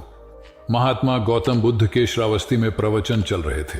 प्रवचन में नित्य ही बड़ी संख्या में लोग आते और विविध महत्वपूर्ण व गंभीर विषयों पर बुद्ध से ज्ञान ग्रहण करते। बुद्ध का शिष्य वर्ग भी काफी विशाल था, जो प्रवचन स्थल की व्यवस्था संभालता और बुद्ध की सेवा में सदैव तत्पर रहता। एक बार रात के समय महात्मा बुद्ध प्रवचन दे रहे थे। सदैव की भांति काफी लोग उनके प्रवचन सुन रहे थे। एक व्यक्ति जो बुद्ध के ठीक सामने बैठा था बार बार नींद के झोंके ले रहा था। बुद्ध थोड़ी देर तक तो प्रवचन देते रहे, फिर उससे बोले, वत्स, सो रहे हो? उस व्यक्ति ने हड़बड़ाकर कहा, नहीं महात्मा। बुद्ध ने पुनः प्रवचन प्रारंभ किए। वह व्यक्ति फिर ऊँघने लगा। महात्मा ने फिर वही प्रश्न दोहराया और उसने फिर अचकचाकर नहीं महात्मा कहा। ऐसा लगभग 8-10 बार हो गया। कुछ देर बाद बुद्ध ने उससे पूछा, वत्स, जीवित हो? हर बार की तरह इस बार भी उसने कहा, नहीं महात्मा। यह सुनकर उपस्थित श्रोताओं में हंसी की लहर दौड़ गई और वह व्यक्ति पूर्णतः चैतन्य हो गया। तब बुद्ध गंभीर होकर बोले, वत्स, निद्रा में तुम्हारे मुख से सही उत्तर मिल ही गया। जो निद्रा में है वह मृतक समान ही है। महात्मा बुद्ध का संकेत था कि गुरु से ज्ञान ग्रहण करते वक्त सजगता अत्यंत आवश्यक है। गाफिल रहने की स्थिति में ज्ञान की प्राप्ति पूर्ण नहीं होती और अधकचरा ज्ञान सदैव खतरनाक साबित होता है। कथा सिद्धार्थ के जीवन के उस दौर की है जब वे बुद्धत्व को प्राप्त नहीं हुए थे और निरंजना नदी के तटीय वनों में वृक्ष के नीचे ध्यान करते थे। सिद्धार्थ प्रतिदिन ध्यान करने के बाद पास के किसी गांव में चले जाते और भिक्षा मांगकर लौट आते। कुछ दिनों के बाद उन्होंने भिक्षाटन पर जाना बंद कर दिया, क्योंकि एक गांव के प्रधान की छोटी बेटी सुजाता उनके लिए नित्य भोजन लाने लगी। सिद्धार्थ को वह बड़े स्नेह से भोजन कराती थी। कुछ दिनों बाद उसी गांव का एक चरवाहा भी सिद्धार्थ से प्रभावित होकर उनके पास आने लगा। उसका नाम स्वस्थी था। एक दिन स्वस्थी से सिद्धार्थ बातें कर रहे थे कि सुजाता भोजन लेकर आई। जैसे ही सिद्धार्थ ने भोजन करना शुरू किया, उन्होंने बातचीत बंद कर दी। जितनी देर तक वे भोजन करते रहे, बिल्कुल चुप रहे और वहां सन्नाटा छाया रहा। स्वस्थी को हैरानी हुई। उसने सिद्धार्थ के भोजन करने के उपरांत उनसे पूछा, गुरुदेव, आप मेरे आने के बाद निरंतर वार्तालाप करते रहे, किंतु भोजन के समय एक शब्द भी नहीं बोले। इसका क्या कारण है? सिद्धार्थ बोले, भोजन का निर्माण बड़ी कठिनाई से होता है। किसान पहले बीज बोता है, फिर पौधों की रखवाली करता है और तब कहीं जाकर अनाज पैदा होता है। फिर घर की महिलाएं उसे बड़े जतन से खाने योग्य बनाती हैं। इतनी कठिनाई से तैयार भोजन का पूरा आनंद तभी संभव है जब हम पूर्णतः मौन हों। भोजन के दौरान मैं मौन रहकर उसका पूरा स्वाद लेता हूं। वस्तुतः शांति से किया गया भोजन न केवल शारीरिक भूख को तृप्त करता है, बल्कि मानसिक आनंद और सात्विक ऊर्जा भी देता है। सम्राट अशोक संपूर्ण भारत को अपने राज्य में मिलाना चाहते थे, पर कलिंग के युद्ध में हुए रक्तपात को देखकर उन्हें अत्यधिक दुख पहुंचा। उनकी महत्वाकांक्षा ने जो तबाही मचाई थी, उसे देखकर उन्हें खुद पर ग्लानि हुई। उन्होंने देखा कि लोग दर्द से कराह रहे थे। यह सब विनाश केवल उनकी महत्वाकांक्षा से हुआ था। यह सब देखकर अशोक के मन में विनाश का पथ छोड़कर नेकी के रास्ते पर चलने का विचार जगा। अशोक की राजधानी पाटलिपुत्र थी। पाटलिपुत्र अब पटना के रूप में जाना जाता है। पटना से गया भी अधिक दूर नहीं है, जहां बोधि वृक्ष के नीचे महात्मा बुद्ध को ज्ञान प्राप्त हुआ था। बुद्ध के अष्टप्रद मार्ग, शांति और दया के संदेश ने अशोक के दिलो दिमाग में इतनी उथल पुथल पैदा कर दिया कि उन्होंने उस मार्ग को अपनाने का फैसला किया। इस पथ पर चलने से उन्होंने इतिहास में अपनी अमिट छाप छोड़ी। अशोक ने अपने पुत्र को सिलोन, अब श्रीलंका, और अन्य कई लोगों को सुदूर क्षेत्रों में दूत बनाकर भेजा। एक निर्दयी महत्वाकांक्षा एक ऐसे पवित्र उद्देश्य में बदल चुकी थी जिसमें कुछ अच्छा कर गुजरने की, करुणा और प्रेम के संदेश को चारों ओर फैलाने की इच्छा थी। करुणा केवल दया भावना मात्र नहीं है, यह आपके अंदर दूसरों की मदद करने की तीव्र इच्छा पैदा करती है। इसी भावना ने बुद्ध को भगवान और अशोक को महान बनाया। तथागत बुद्ध उन दिनों मगध प्रवास पर थे। साथ में शिष्यों का बड़ा समूह भी था। प्रतिदिन बुद्ध के प्रवचन होते, जिनका लाभ लेने के लिए बड़ी संख्या में लोग आते। इन लोगों में साधारण जन के साथ विशिष्ट हस्तियां भी शामिल रहती थीं। हालांकि बुद्ध सभी के प्रति समान रूप से प्रेम व आत्मीयता का व्यवहार रखते थे। इन लोगों में नगर सेठ का पुत्र भी था, जो बड़े ध्यान से बुद्ध के प्रवचन सुनता था। वह नित्य ही बुद्ध के शिष्यों के समक्ष बुद्ध की तारीफों के पुल बांधता और धन्य धन्य भाव से घर जाता। एक दिन प्रवचन समाप्त होने के बाद उसने किसी शिष्य से कहकर बुद्ध से मिलने की हार्दिक इच्छा प्रकट की। जब उसे बुद्ध के सामने ले जाया गया तो उसने उन्हें साष्टांग प्रणाम कर कहा, भगवान, आप जैसा तपस्वी और ज्ञानी व्यक्ति पहले न कभी हुआ था और न भविष्य में होगा। यह सुनते ही बुद्ध ने उसकी बात बीच में ही रोककर कहा, वत्स, क्या तुमने इतना अध्ययन कर लिया है कि अब तक कितने संत महापुरुष हुए हैं, और क्या भविष्य भी जान चुके हो कि आगे और कोई नहीं होगा? युवक लज्जित भाव से चुप खड़ा रहा, क्योंकि इस बात का उसके पास कोई जवाब नहीं था। बुद्ध ने अपनी बात समाप्त करते हुए उसे सीख दी, सदैव अपनी आंखें खुली रखो। जो जैसा है उसे वैसा ही महत्व दो। किसी से उसकी तुलना मत करो। कथा का सार यह है कि किसी भी क्षेत्र के अधिकारी विद्वान की स्वतंत्र रूप से प्रशंसा करना उचित है, किंतु सर्वश्रेष्ठ बताना अनुचित, क्योंकि श्रेष्ठता को व्यक्ति, समय व स्थान की सीमाओं में नहीं बांधा जा सकता। आनंद भगवान बुद्ध के प्रमुख व प्रिय शिष्य थे। उनके स्वभाव में उदारता, स्नेह व सहिष्णुता जैसे गुण शामिल थे। वे सभी के प्रति समान व्यवहार करते थे। उनकी दृष्टि में कोई छोटा या बड़ा नहीं था। एक बार आनंद कहीं जा रहे थे। रास्ते में उन्हें बड़े जोर की प्यास लगी। आसपास देखा तो निकट ही कुआं दिखाई दिया। वे वहां पहुंचे। कुएं से एक लड़की पानी भर रही थी। आनंद ने उसके पास जाकर कहा, बहन, मैं बड़ी दूर से आ रहा हूं, मुझे बहुत जोर से प्यास लगी है, कृपा कर पानी पिला दो। उनकी बात सुनते ही लड़की कांप उठी, क्योंकि वह अछूत जाति की थी। वह जानती थी कि किसी ऊंची जाति के व्यक्ति को पानी पिलाना उसके अधिकार क्षेत्र से बाहर है। वह निगाह नीची कर चुपचाप खड़ी रही। आनंद ने प्यास से व्याकुल होकर फिर कहा, बहन, तुमने सुना नहीं, प्यास के मारे मेरे प्राण निकले जा रहे हैं, मुझे पानी पिला दो। लड़की भयवश कुछ नहीं बोल पाई। जब आनंद ने बड़े स्नेह से उससे पानी न पिलाने का कारण पूछा तो वह बोली, मैं निम्न जाति की कन्या हूं, आपको पानी कैसे पिला सकती हूं। उसकी बात सुनकर आनंद ने कहा, बहन, मैंने तुमसे पानी मांगा है, जाति तो नहीं पूछी। आनंद की उदारता ने उस कन्या का भय दूर कर दिया और उन्हें पानी पिलाकर वह धन्य हो गई। कथा का सार यह है कि ईश्वर की दृष्टि सम होने के कारण उसने सभी मनुष्यों को समान शरीर, बुद्धि और भावना से नवाजा है। अपने सृष्टिकर्ता के विरुद्ध जाकर मानव मानव में भेद करना सर्वथा अनुचित है। एक बार भगवान बुद्ध अपने शिष्यों के साथ पाटलिपुत्र पहुंचे। सभी लोग एक विहार में रुके। भोजन के बाद बुद्ध ने आनंद से अगले दिन से प्रवचन आरंभ करने को कहा। अगले दिन बुद्ध का प्रवचन सुनने बड़ी संख्या में लोग उपस्थित थे। बुद्ध प्रवचन देने के बाद लोगों से मिलते, उनकी समस्याएं सुनते और नेक सलाह देते। एक दिन प्रवचन के समय बुद्ध के शिष्य आनंद ने उनसे पूछा, भंते, आपके सामने हजारों लोग बैठे हैं, बताइए कि इनमें सबसे सुखी कौन है। बुद्ध ने एक विहंगम दृष्टि भीड़ पर डालते हुए कहा, वह देखो, सबसे पीछे एक दुबला पतला फटे वस्त्र पहने जो आदमी बैठा है, वह सर्वाधिक सुखी है। आनंद सहमत नहीं हुआ। वह बोला, यह कैसे संभव है, वह तो बहुत दयनीय जान पड़ता है। बुद्ध ने अपनी बात सिद्ध करने के लिए बारी बारी से सामने बैठे लोगों से पूछा, तुम्हें क्या चाहिए। किसी ने संतान मांगी तो किसी ने मकान, कोई रोग मुक्ति चाहता था तो कोई अपने शत्रु पर विजय। ऐसा एक भी व्यक्ति नहीं था जिसे कोई इच्छा ना हो। अंत में बुद्ध ने उस फटेहाल आदमी को बुलाकर पूछा, तुम्हें क्या चाहिए। उसने हाथ जोड़कर जवाब दिया, कुछ नहीं, यदि ईश्वर को मुझे कुछ देना ही है तो बस इतना कर दें कि मेरे अंदर कभी कोई चाह पैदा ना हो। मैं ऐसे ही स्वयं को सबसे बड़ा सुखी मानता हूं। उसकी बात सुनकर आनंद से बुद्ध ने कहा, आनंद, जहां चाह है वहां सुख नहीं हो सकता। आनंद ने बुद्ध की इस शिक्षा को सदा के लिए गांठ बांध लिया।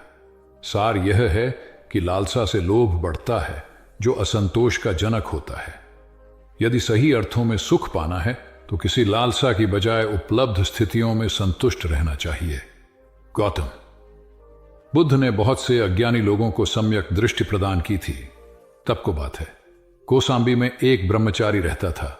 उसे अभिमान था कि उस जैसा कोई दविद्वान नहीं है, इसलिए अपने साथ सदैव जलती मशाल रखता था। गौतम बुद्ध ने देखा तो उसे पूछा, अरे, ये मशाल लिए क्यों घूमते हो। ब्रह्मचारी ने उत्तर दिया, सभी प्राणी अंधकार और अज्ञान में पथक श्रेष्ठ हैं, उन्हें रास्ता दिखाने के लिए मशाल लिए घूमता हूं। तथागत ने पूछा, क्या तुम्हें 4 प्रकार की विद्याओं, शब्द विद्या, नक्षत्र विद्या, राज विद्या व युद्ध विद्या का पूर्ण ज्ञान है। ब्रह्मचारी ने अपनी अनभिज्ञता प्रकट करते हुए मशाल फेंक कर तथागत के चरणों में मस्तक झुका दिया। उसका ज्ञान गर्व चूर हो गया। जो दूसरों को मूर्ख समझकर उनसे घृणा करता है, वो उस व्यक्ति की तरह है जो स्वयं अंधा होकर दूसरों को मशाल दिखाता घूमता है। अहंकारी कभी विवेकवान नहीं हो सकता और बिना विवेक के सत असत का ज्ञान नहीं हो सकता। अंततः ऐसे विवेकांत व्यक्ति को जीवन में कोई उपलब्धि प्राप्त नहीं होती, हताशा ही हाथ लगती है। काशाय वस्त्र पहन लिए। उसने सुना, आप एकाहारी हो गए हैं, वह भी एकाहारी हो गई। आपने उत्तम पलंग पर सोना त्याग दिया है तो इसने भी त्याग दिया। आपने माला का त्याग किया, गंध का त्याग किया तो इसने भी वह सब त्याग दिया। मायके वाले इसे संदेश भेजते हैं, वे इसे ले जाना चाहते हैं, लेकिन यह यहीं रहती है, इसी कक्ष में। यह गुण की मूर्ति है।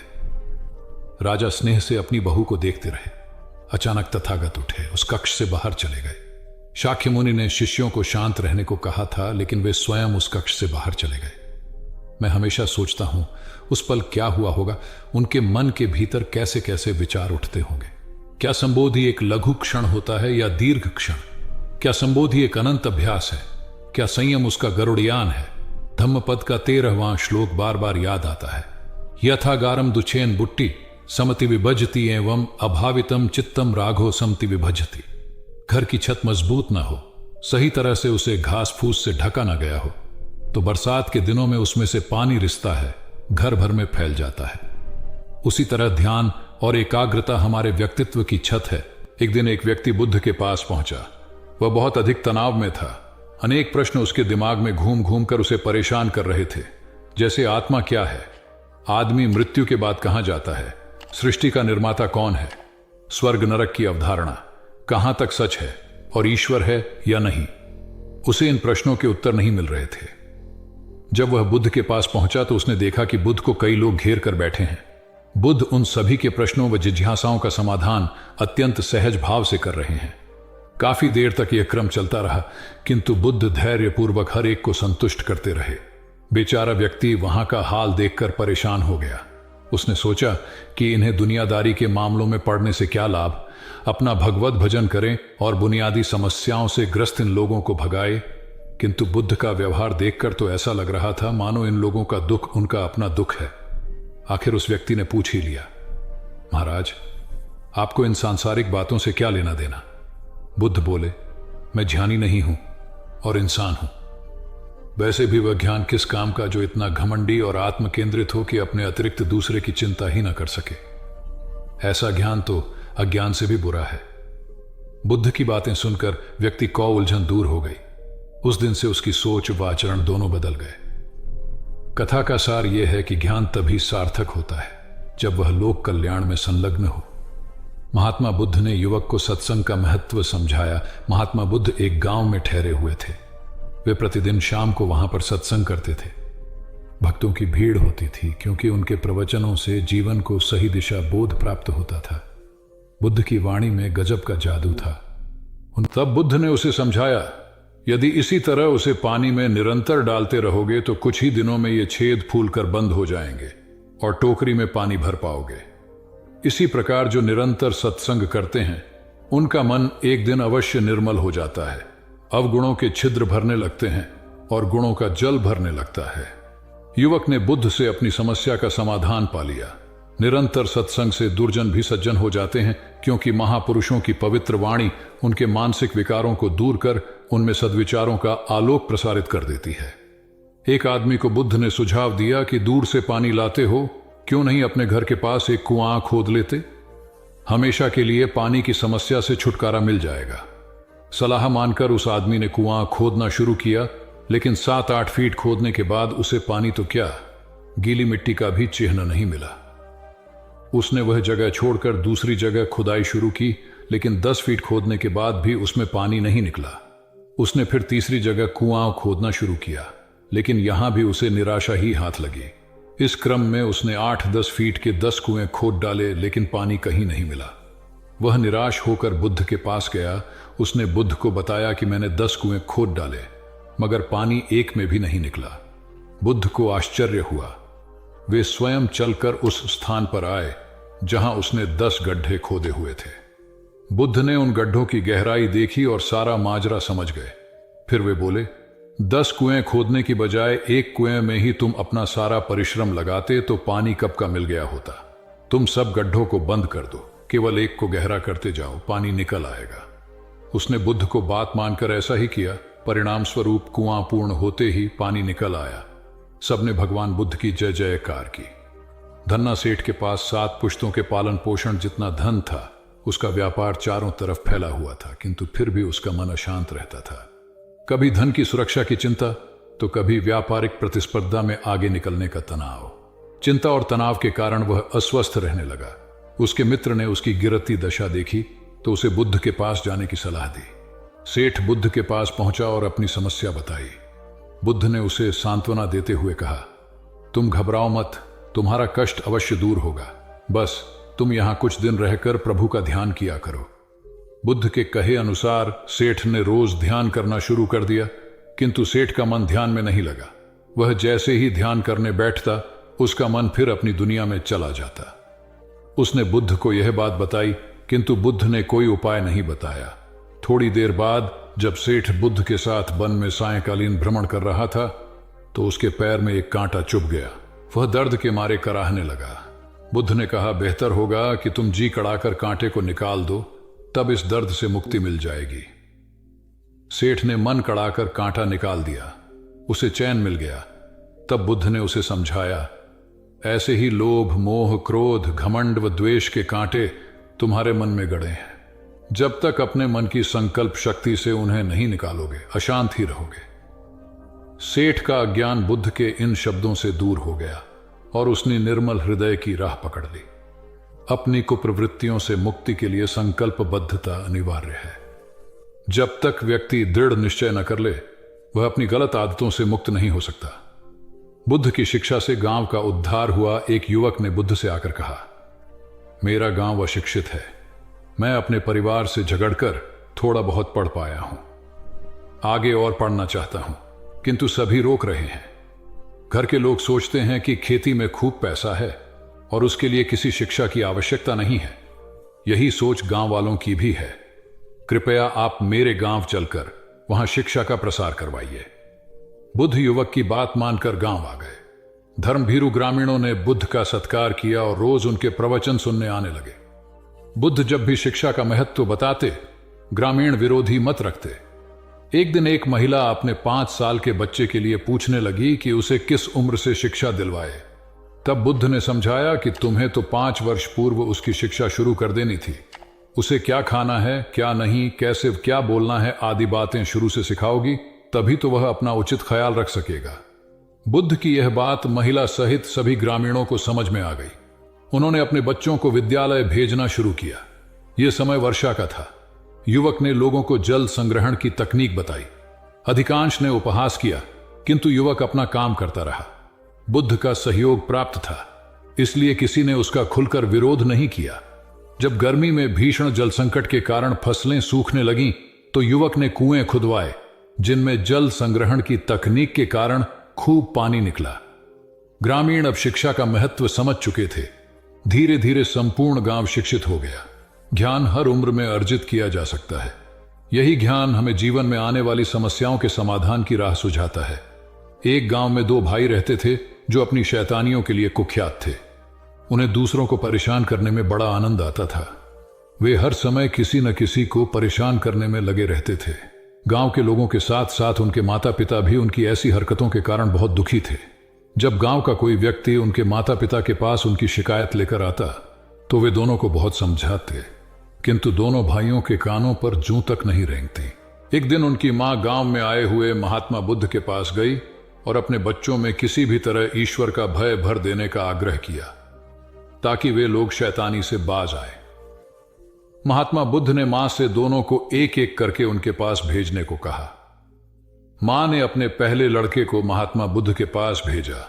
वह जाकर महात्मा बुद्ध के पास बैठ गया। महात्मा बुद्ध ने उससे पूछा, ईश्वर कहां है? लड़के की कुछ समझ में नहीं आया और उसने कोई उत्तर नहीं दिया। तब महात्मा बुद्ध ने दोबारा यही सवाल कड़क कर पूछा, तो डर के मारे लड़का वहां से तेजी से भागा और भागते हुए अपने भाई के पास जा पहुंचा तथा बोला, भाई, तुम्हें पता है ईश्वर खो गया है और सब लोग इसके लिए हमें ही जिम्मेदार समझ रहे हैं। छोटा भाई भी इतना बड़ा आरोप सुनकर डर गया और उस दिन से दोनों ने शैतानी करना छोड़ दिया। कथा का सार यह है कि जब सीधे मार्ग से सुधार की राह न मिले, तो टेढ़े मार्ग का सहारा लेना ही सर्वथा उचित है। सेठ ने बुद्ध से जाना सच्चा संपन्न होना। एक सेठ निसंतान था। अपार संपत्ति का मालिक होने के बावजूद सेठ का लोभ बरकरार था। संतान न होने का दुख उसे बहुत था और इस कारण वह न जाने कितने फकीर, बाबा और पंडितों के दर पर माथा टेक चुका था, किंतु नतीजा शून्य रहा। एक बार सेठ के नगर में बुद्ध का आगमन हुआ। सेठ ने उनकी बहुत ख्याति सुनी तो अगले ही दिन उनसे मिलने पहुंचा। बुद्ध को अपनी निसंतानता के विषय में बताया तो उन्होंने सेठ के सिर पर हाथ रखकर हार्दिक आशीर्वाद दिया। संयोग की बात कि कुछ ही समय बाद सेठ को संतान सुख प्राप्त हो गया। वह बुद्ध के प्रति आभार भाव से भर उठा। सोचने लगा कि बुद्ध के प्रति उपकार कैसे जताए। विचार करने के उपरांत उसने एक बक्से में बेशकीमती हीरे जवाहरात रखे और बुद्ध के पास पहुंचा। बुद्ध को प्रणाम निवेदित कर सेठ बोला, महाराज, आपकी कृपा से मुझे संतान का मुख देखने को मिला। मैं आपके लिए कुछ करना चाहता हूं, सो यह तुच्छ भेंट लाया हूं। बुद्ध ने हीरे जवाहरात देखते ही अस्वीकार कर दिए। उन्होंने कहा, मेरे लिए धन व्यर्थ है, इसे तुम ही रखो। जब सेठ अधिक आग्रही हुआ तो बुद्ध बोले, मैं निर्धनों से दान नहीं लेता।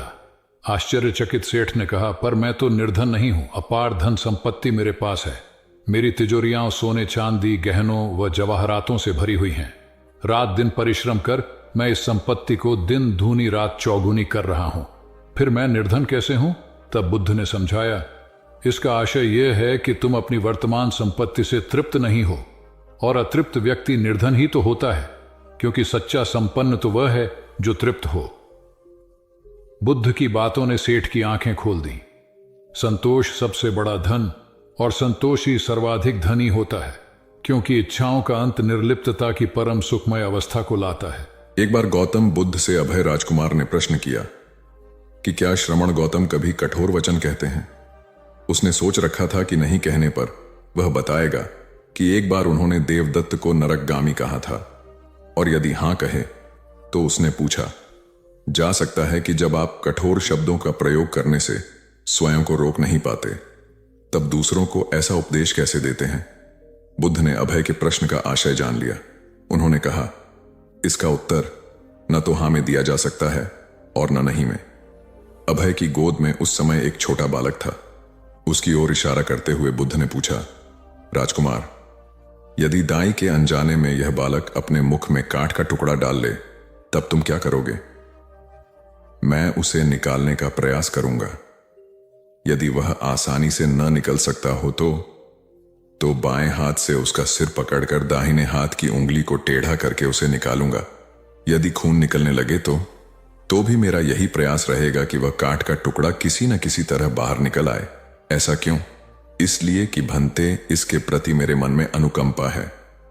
राजकुमार, ठीक इसी तरह तथागत जिस वचन के बारे में जानते हैं कि यह मिथ्या या अनर्थकारी है और उससे दूसरों के हृदय को ठेस पहुंचती है, तब उसका वे कभी उच्चारण नहीं करते। पर इसी तरह जो वचन उन्हें सत्य और हितकारी प्रतीत होते हैं तथा दूसरों को प्रिय लगते हैं, उनका वे सदैव उच्चारण करते हैं। इसका कारण यही है कि तथागत के मन में सभी प्राणियों के प्रति अनुकंपा है। भगवान बुद्ध देव और मनुष्यों के शास्ता थे, परंतु सबसे पहले वह मनुष्य थे। मनुष्य बढ़कर देवता बनता है, यह प्राचीन मान्यता थी। आज भी हम मनुष्यत्व के ऊपर देवत्व की बात करते हैं, परंतु बुद्ध ने इस क्रम को पलट दिया। उन्होंने कहा, यह जो मनुष्यता है वही देवताओं का सुगति प्राप्त करना कहलाती है। देवता जब सुगति प्राप्त करता है तब वह मनुष्य बनता है। देवताओं में विलास है, राग द्वेष ईर्ष्या और मोह भी वहां है। निर्वाण की साधना वहां नहीं हो सकती। इसके लिए देवताओं को मनुष्य बनना पड़ता है। मनुष्यों में ही देव पुरुष का आविर्भाव होता है, जिनको देवता नमस्कार करते हैं। मानवता धर्म का उपदेश देने वाले बुद्ध स्वयं मानवता के जीते जागते रूप थे। यहां उनके जीवन से संबंधित खुद प्रसंग दिए जाते हैं, जिनसे उनके व्यक्तित्व में बैठी हुई गहरी मानवता का दर्शन होता है। भगवान का परिनिर्वाण होने वाला है। रात का पिछला पहर है। भिक्षु उनकी शैया को घेरे बैठे हैं। बुद्ध उन्हें उपदेश दे रहे हैं, कह रहे हैं, भिक्षुओं, बुद्ध धर्म और संघ के विषय में कुछ शंका हो तो पूछ लो। पीछे मलाल मत करना कि भगवान हमारे सामने थे पर हम उनसे कुछ पूछ न सके। कोई शिष्य नहीं बोलता। भगवान 3 बार कहते हैं, पर कोई भिक्षु कुछ पूछने को नहीं उठता।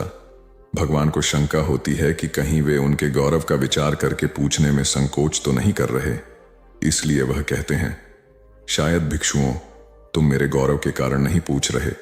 जैसे मित्र मित्र से पूछता है, वैसे तुम मुझसे पूछो। बुद्ध अपने शिष्यों की समान भूमिका पर आ जाते हैं। उनकी यह विनम्रता मनुष्य धर्म की आदर भूमि है। बुद्ध ने अपने को भिक्षुओं का कल्याण मित्र कहा है, जो उनकी मानवीय सहृदयता और विनम्रता को सूचित करता है। एक दूसरा दृश्य भी उसी समय का है। चंद करमार पुत्र के यहाँ बुद्ध ने अंतिम भोजन किया था। उसके बाद ही उन्हें खून गिरने की कड़ी बीमारी हो गई थी, जो उनके शरीरांत का कारण बनी। बुद्ध को उसके हृदय का बड़ा ध्यान था। भक्त उपासक को यह अफसोस हो सकता था कि उसका भोजन करके ही भगवान का शरीर छूट गया। इसलिए आखिरी सांस लेने से पहले उन्होंने आनंद को आदेश दिया, आनंद, चंद करमार पुत्र की इस चिंता को दूर करना और कहना, आयुष्मान तूने बद्धा लाभ कमाया कि मेरे भोजन को करके तथागत परिनिर्वाण को प्राप्त हुए। जिसके हृदय में अगाध करुणा थी वह ऐसा क्यों न कहता। उसने अपने पति के द्वारा बुद्ध के चरणों में प्रणाम अर्पित करवाया। भगवान ने उसे आशीर्वाद देते हुए कहा, कोल्य पुत्री सुप्रवास, सुखी हो जाए, चंगी हो जाए। सुखी और चंगी होकर बिना किसी कष्ट के वह पुत्र प्रसव करे।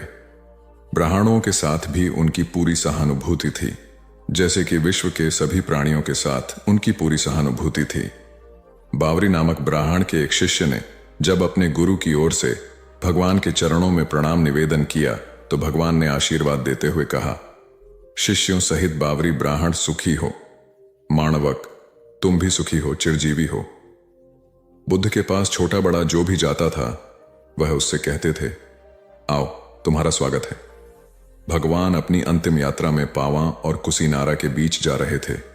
रास्ते में उन्हें पुक्कुस मल्लपुत्र नामक व्यापारी मिला। उसने उन्हें एक दुशाला भेंट किया, परंतु भगवान उसे अकेले कैसे आड़ते। वह अपने शिष्य आनंद को सम्मानित करना चाहते थे। उन्होंने कहा, पुक्कुस, दुशाले के एक भाग को मुझे ओढ़ा दे, दूसरे को आनंद को। पुक्कुस ने ऐसा ही किया। भूल करने वालों के प्रति भी बुद्ध की अनुकंपा का पार न था। एक बार एक ब्राह्मण ने भगवान को वेरंजा में वर्षावास करने का निमंत्रण दिया। भगवान वहां गए, लेकिन वह ब्राह्मण बहुधंधी था। उसने उनकी कुछ भी सुध बुध नहीं ली।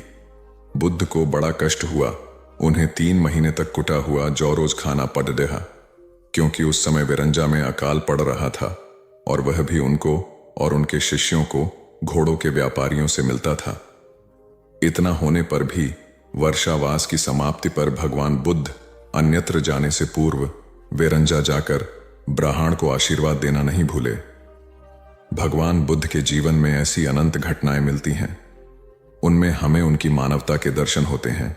उनके जीवन में कोमलता की पराकाष्ठा थी और उनकी वाणी में अपर्वु माधुर्य था जो सबको अपनी ओर खींचता था। उनके मुंह से क्रोध भरा शब्द कभी नहीं निकलता था। वह मनुष्य थे, परंतु मनुष्य की दुर्बलताओं से ऊपर उठ चुके थे। उनके व्यक्तित्व में मानवता की शुभ ज्योत्सना धर्म की स्थिति बन